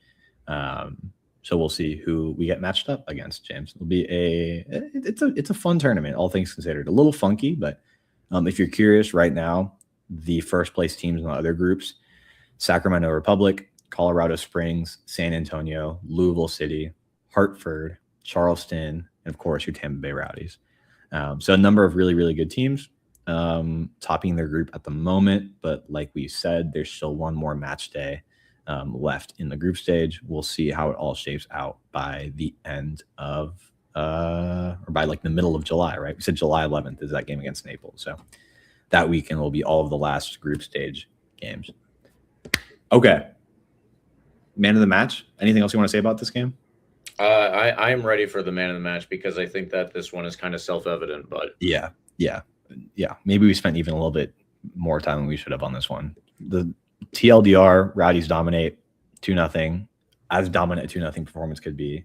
I'll just give you some numbers really quickly just to really top it off. 16 shots, 5 on target, 32 touches in the opposition box. Do you know how many Jacksonville had? 5. 3. 32-3. That's insane. That is crazy. I don't know. Yeah, whatever. Rowdies maybe should have won this one by 5, but comfortable, dominant performance. James, who's your man of the match on this one? Yes, well, goal and assist, generally, that'll do it for me. I think that one or the other puts you in the conversation, but both, it's hard to ignore that. So Sebastian Cruz is my man of the match, and also I don't think anybody hit the double digits defensive contributions thing that I've been working with here, but that's probably because Jacksonville only had 3 touches in our box, right? Let's just keep it slightly in perspective there. It's a good shutout. Always take a shutout. Never look down your nose at a shutout. But I think that this was an all-around defensive performance, let's say, and everybody really just did what they needed. Yeah. Spoiler alert, I think this is the second week in a row where we're going to go with the same man of the match. Cruz was insane. Absolute legend of a player. I've said multiple times how much I've loved him earlier on this year. The versatility is incredible. The field vision, the speed, a lot of these guys are quick. Cruz is quick. I mean, the way he got down the field, just in the middle of the field, ran right by all of Jacksonville's midfield and center backs, and great composure to finish as well. We've seen him play right back, the wing, center mid. Apparently he can play striker too. The way he was composed on that finish, it was incredible. So shout out to him. Great performance. Fun fact, this was Jamal in the several shutouts that the Rowdies have had this year. Jamali, this is his lowest rated performance on FOTMob because he just didn't have to do anything. I was looking, I was like, what's the lowest you can get in a shutout? Apparently, it's 6.9 rating on FOTMob. I mean, Okay. he just didn't have to do anything. 0 saves, 0 goals conceded. I guess he could have been 3 passes more accurate. 20 for 23. Just a fun stat. I didn't know. I didn't notice what the lowest rating could be for a shutout. It's probably the 6.9 rating. He just didn't have to do anything. So Yeah. Shout out to the back line and the midfield for making it really easy for him. But I guess that's a whole team performance, right? Almost 60% possession throughout the game, and you're not really giving Jackson many opportunities to do anything with that number. Yeah, I agree. Okay, that was fun. Let's keep up the winning ways. Officially 14 games undefeated to start the year. Historic start for the Rowdies. The best start we've ever had, longest undefeated start we've ever had. Just awesome stuff. And it's been put to the test. It's not like there's been all easy games, right? We had Louisville away. We've had Charleston. We've had Pittsburgh, who's been solid this season. Did I say Charleston already? Went Charleston away. It's we're playing this week, of course. Went away to New Mexico. Always tough to go out west. Let's try and keep that up going forward this week. Okay. 2 games to talk about. One on Wednesday, one on Saturday, both at home. You should be there for both of them if you can. And if you want to throw in the USA watch party on Friday at Al Lang Stadium too, send it, go for it, make it a good time. This is going to be a fun week of Tampa Bay Rowdies soccer and of soccer overall. But let's start with the Rowdies. James, preview number 1. I'll save my thoughts, actually. I was going to say, is this kind of our toughest competitor, our most direct competitor for the Eastern Conference? Maybe we'll circle back to this at the end of this preview. I might think so, but I don't know yet. This Wednesday, 7 p.m., Tampa Bay Rowdies host Charleston Battery at Al Lang Stadium, live on national TV. I think CBS Sports Network. Am I wrong about that? Yeah, CBS Sports Network. Another national TV game for the Rowdies. There's actually another one that was added, by the way. Rowdies Louisville at home later on this season, also getting national TV coverage. But yeah, great for the brand to get more nationwide coverage. Always fun to see that. Regardless, you shouldn't be watching it on TV. Get your tickets, and it won't matter whether you have CBS Sports Network on your cable package or not. Go to the stadium, make it a good one. There are $3 beers at the Mick Ultra Lounge. I think there's like $1 hot dogs and some snacks like that for really great value. Make it out there.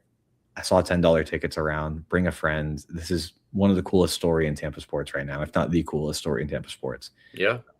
So go support these boys and bring a friend. Tell the world about it. If you're listening to this podcast, you have an obligation. You're a sicko like me and James. So go make it happen. One loss for this Charleston team in the last 6 games. Their only loss was away to New Mexico, who is not a great team right now, but has maybe started to find some form. Of course, we went over to New Mexico and won 1-0. Charleston did not have the same luck. They are in 5th place in the Eastern Conference with 16 points from 10 games. Of course, other than your Rowdies, who are 9 points clear in the conference. 2nd, 3rd, 4th, 5th, 6th, 7th place. Even 8th place. 2nd and 8th place are separated by only 4 points. So a lot of room in there for wiggle, depending on any result on any given weekend. Mm-hmm. So just take that 5th place with a grain of salt. Could be a 2nd place team with one more win. They have a game in hand on Detroit, who's in 3rd place. 2 games in hand on Louisville, who's in one spot ahead of them in 4th place. It's a good team. James, you gave us the quick rundown in the notes here on who we can expect on the field. You want to run through it? Absolutely, we can do that here. So, Luis Zamudio is most likely to start in net. These are the last players who have played in these positions I'm going to go through because it has changed a little bit here. So it's possible, obviously, that there might be other people starting, and I'll try to get through that as well. Langston Blackstock was the right wing back. Douglas Martinez, Graham Smith, and Joey Akunono were the deeper defenders, and Nathan Messer, the left wing back.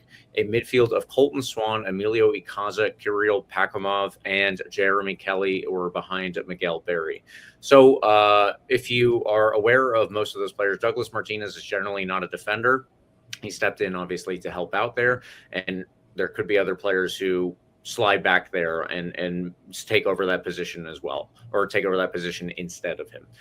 Jeremy Kelly has returned to the USL from, I think, Crawley Town in England, the 4th division, if I'm not mistaken. So yeah, it's good to see him back. But yeah, he will be an interesting player and somebody who I believe has been a thorn in our side in a couple of games in the past.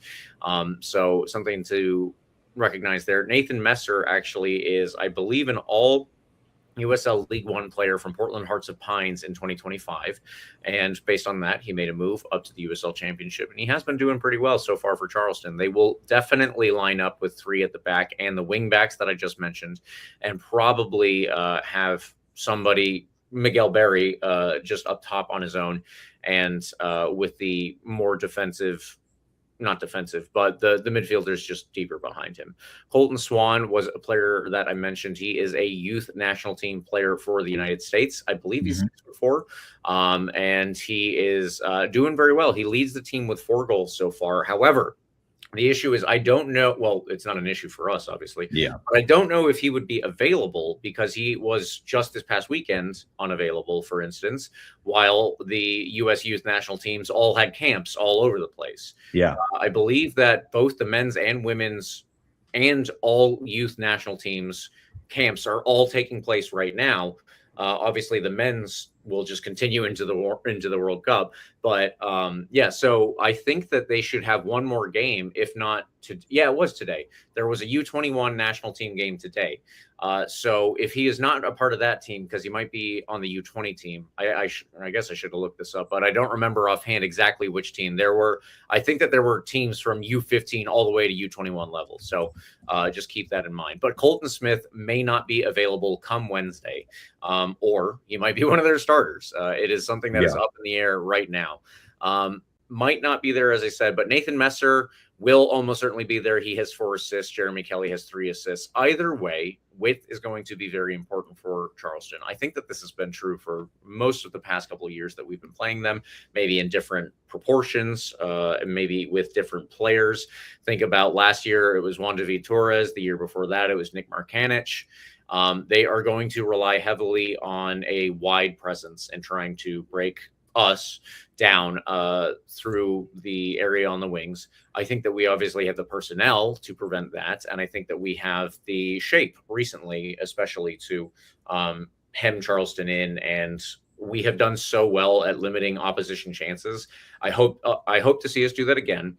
But yeah, Charleston, I think, are going to present a pretty good, difficult opponent for us to actually hem in, despite my hopes. So I actually, I keep writing my predictions here. I don't know what I'm going to put yet. We're going to have to get to that in a little bit.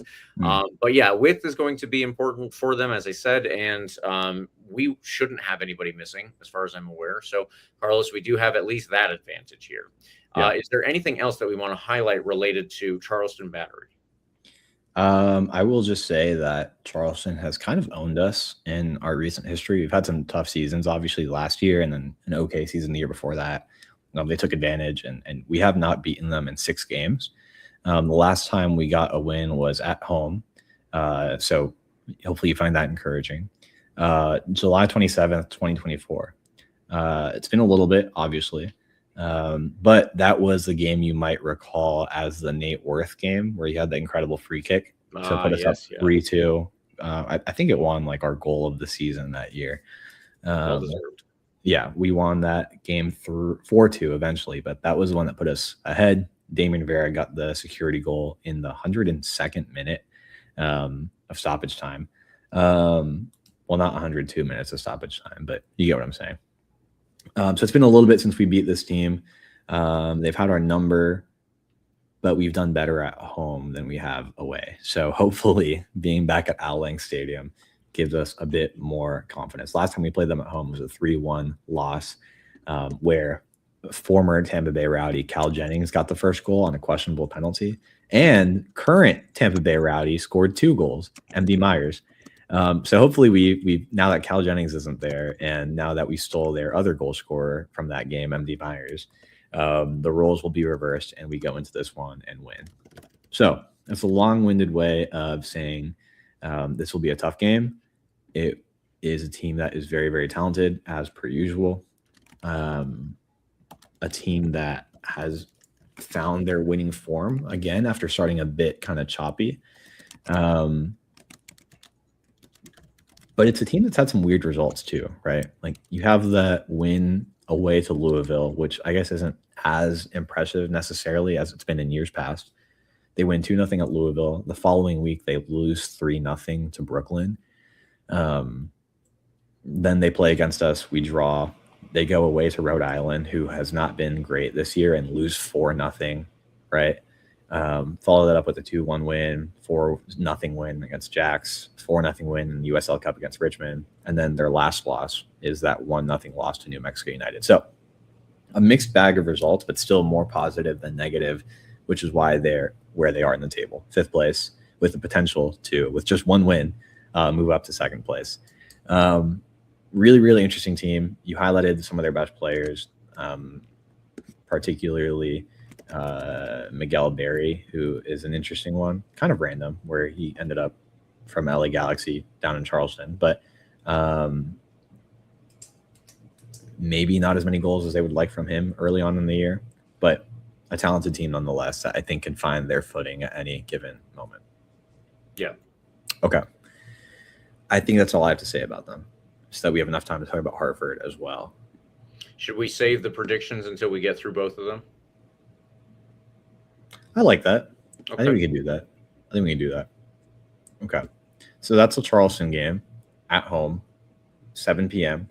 Note that, not 7:30, as per usual, 7 p.m. on Wednesday at home against Charleston Battery on CBS Sports Network at Al Lang Stadium.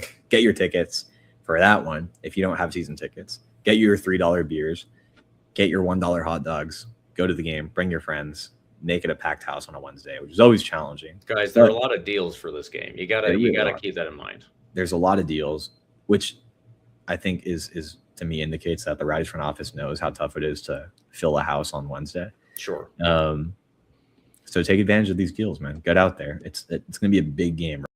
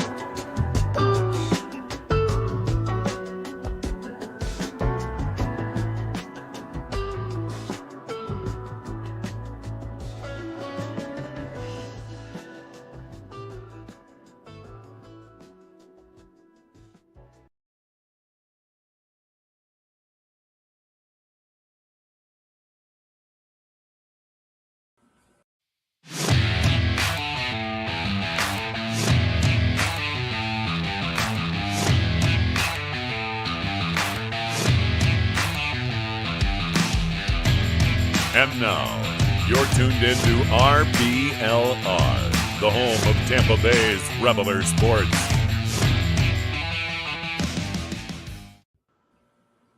This is the RBLR Rays podcast. My name is Zach. His name is Pat. And that was maybe the most disgusting, end of a game that it just felt bad, man. I don't it just didn't feel good. It wasn't even that, the calls weren't even that egregious. It just felt terrible. I don't know. It was a disgusting recap on a disgusting week of Rays baseball.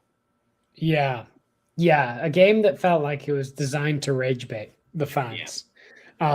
Just bad fundamentals, stuff like not catching a ball that's thrown right at you that cost you 2 runs, stuff like the umpire calling strike 3 on ball 4 that would have brought the tying run to the plate, stuff like Clevenger seeing Otto Lopez swing and miss wildly at 2 sliders down and in and deciding to then go to a fastball down the middle, which resulted in an RBI triple. It just felt like everything decided to just conspire against the Rays, and sometimes it was the Rays themselves that were doing that. And it was just like everything on the margins wasn't going our way in that game. I mean, I don't know how much you trust XBA. I don't that much. En la ciudad donde el sol siempre brilla, los equipos luchan con fuerza y maravilla. Vamos a gritar por todo sin parar. La gloria de Tampa la vamos a alcanzar. Rowdies en el campo, con pasión y encanto. Bucs en la cancha, el reto siempre alto. Lightning en el hielo, el trueno y el rayo. Rays en el diamante, siempre con un fallo.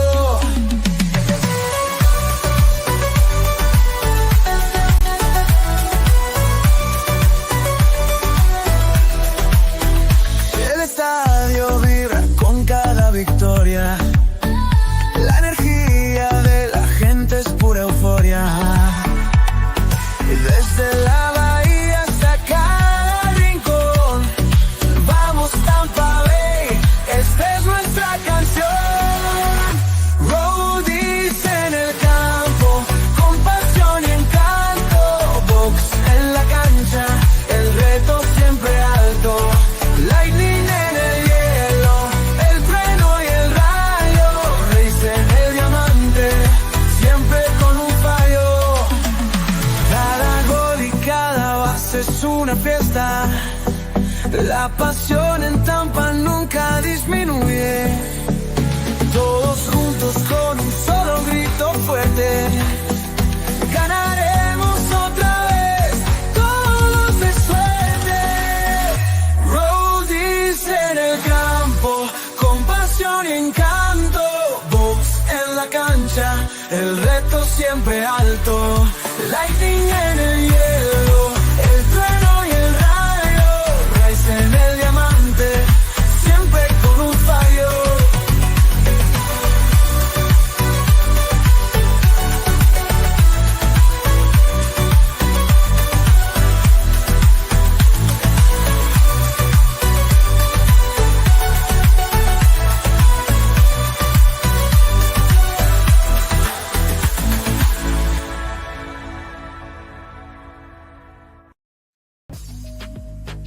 Y ahora, brindándote más equipos que amas, prepárate para los deportes RBLR de Tampa Bay.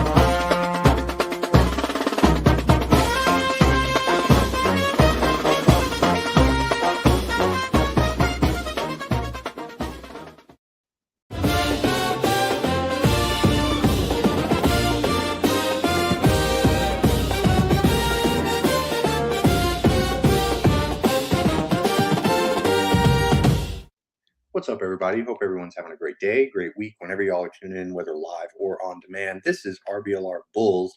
I am Carter Brantley, one of your co-hosts. I am joined here today by Mr. Jonathan Shields. How you doing today, my friend?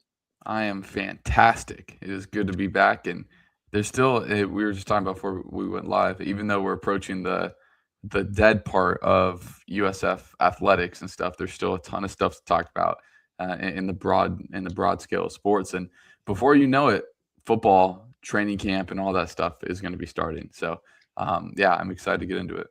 Absolutely, man. Yeah, I mean, we've still got we haven't had you on the show since they've really finalized the overall final recruiting class for men's basketball. So we're going to talk about that a little bit. The baseball season came to a pretty bitter end.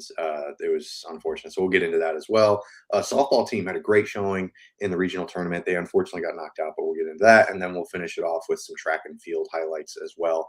Because even though Mr. Musab Tariq is not here to break down track and field, we still got to talk about it. But we'll also touch on some broader, college topics as well, or college athletics topics rather, because man, it's kind of a mess right now. And they're going through a lot of changes, some good, some bad, some I don't know. So we'll get into all of that. But first, I did want to start with the men's basketball recruiting class because, Mr. Johnny, man, you're the guy with men's basketball on this show. So I wanted to get your thoughts on it. Did you maybe have a favorite recruit from this class, a guy that really stood out and you said, oh, man, this guy could really be good for the Bulls, or any other thoughts you might have on this final recruiting class? Yeah, there's a few things. First, when I saw when we updated our sheet that Ref Stevenson from DePaul, not DePaul, from DePaul. Oh, yeah. DePaul was the first opponent that we ever played when I was in college. Really? We went and played DePaul my freshman year. We beat them by 1 point. But okay. DePaul, by the way, is a great Division III program. They're one of the better Division III programs in the country. So I just thought that was funny when I was reading that through. So we did win. And the NCAC where they're at is also a pretty good conference as well. We were in the NAC, the NACC, way back when. But yeah, the fact that how do I word this? That Mac was able to, first of all, get a few of his guys, which was always important. And then because there's not going to be a single player on last year's team that's going to be on this year's team. It's just the state of the world of college basketball, which sucks. It sucks, but it is what it is. I thought it was important that he still signed some high school guys, because I'm still under the impression that that's how you really have to win.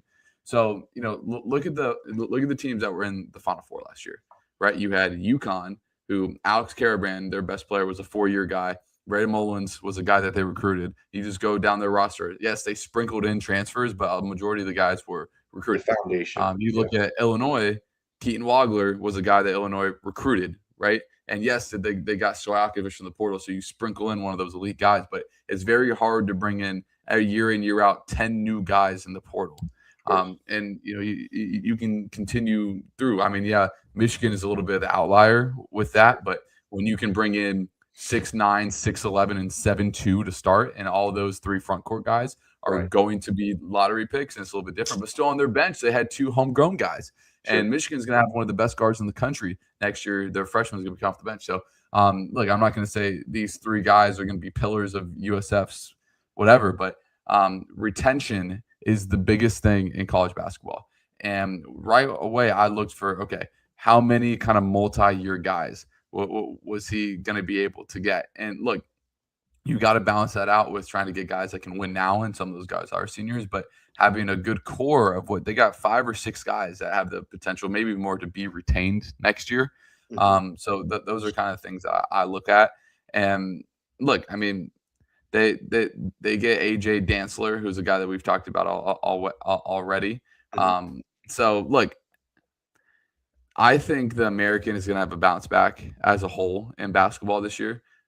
Memphis has to win next year, or else Penny's going to get fired. Wichita State has been sneaky, kind of putting together a pretty good class as well. FAU has more resources than most kind of mid-major teams as well. So they did well. I mean, they did well. But again, it's going to be really tough to completely rebuild, because there's basically no one in the program that was a part of the tournament team last year. But it's just the reality of sports. But I mean, considering what Mac was kind of handed, I think he did a pretty admirable job. Yeah, man, and I think the big takeaway from this, from my perspective at least, was like I don't know that a realistic expectation. But then again, I thought this last year, and they obviously proved me wrong. I don't know that a realistic expectation for a first year coach, even at a school with pretty good resources for their conference. I don't know if USF's going to repeat next year in the American Conference, just because it's difficult to do when you have such a massive overturn in their roster. Like last year, they had CJ Brown at least coming back, and that was huge for them because CJ Brown obviously was the floor general, the point guard, the leader. They don't have that, they don't have anyone coming back. So it is kind of tough to just have a complete overhaul, like you said, the 3 high school signees in addition to the 12 transfer portal additions. That's just, that's going to be tough. But luckily, the average transfer rating of 89, that ranks third among all group of 6 programs. So that was really nice. And they also cracked the top 10 nationally among group of 6 schools per 24/7 Sports. So yeah, I thought it was pretty cool. And yeah, AJ Dantzler and Sonny Wilson are definitely 2 really, really proven, Division I college basketball players. Like they were multi-time all conference selections at their previous schools. So there's a lot to like here. They also have 2 massive people in Diawara, as well as Zayden High. Diawara is 7 feet tall, 7'3" wingspan, and High is obviously 6'10". So yeah, a lot to like here for sure. So we'll see how it comes together. But I also wanted to get your thoughts, Johnny, on the just the overall college basketball landscape, shall we say? Because man, LSU specifically, I mean, there are other teams doing it obviously as well, but bringing in former professionals, guys who were drafted already, it's real slimy, man. What are your thoughts on that? What's going on here? So I think the fact that when you see the graphics and you see like RJ Luis, who by the way was like the Big East Player of the Year 2 years ago, and his graphics was like St. John's, the Jazz, and the Celtics, and then back to LSU. So stupid. So in terms of that point, it's pretty disgusting, honestly, that this stuff's even considered. But if I was Will Wade, who's going to be under a ton of pressure to win right away at LSU, considering he left NC State after 1 year, I would do the same thing. I would exhaust every possible outcome. People are going to say, whatever, you got to do what's best to win. Now, none of these guys are going to be ruled eligible. There's no way RJ Luis is going to be ruled eligible. There's no way the guard that they got from Israel is going to be ruled eligible. The guy's like 25 years old. It's not going to happen. But look, the NCAA needs clarity on this. And I think they're going to get it with the 5-for-5 rule that they're going to bring in. Basically, the 5-for-5 rule is once you leave high school, you have 5 years to play college athletics. So it takes out the red shirts or whatever, because a bunch of stuff's going on. For example, with Florida, Denzel Aberdeen played 40 minutes his freshman year. In football, that would count as a red shirt, because in football, you're allowed to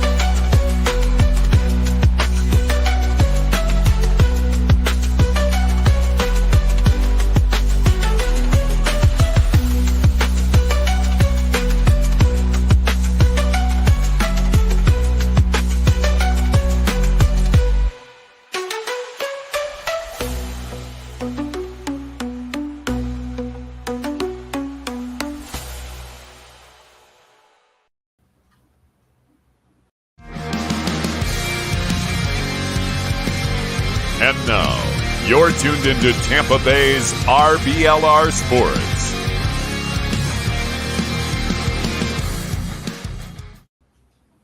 What is up, RBLR Nation? How are we doing tonight, guys?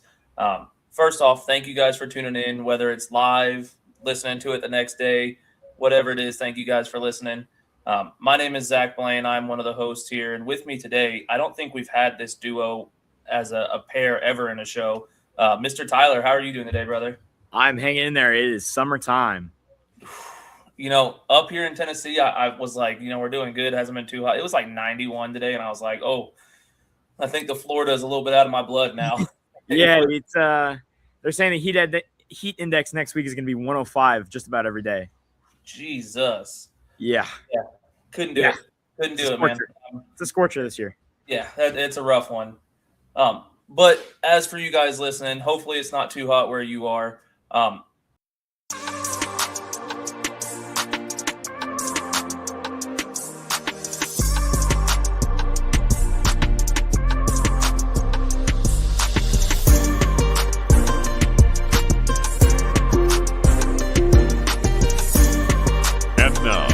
You're tuned into Tampa Bay's RBLR Sports.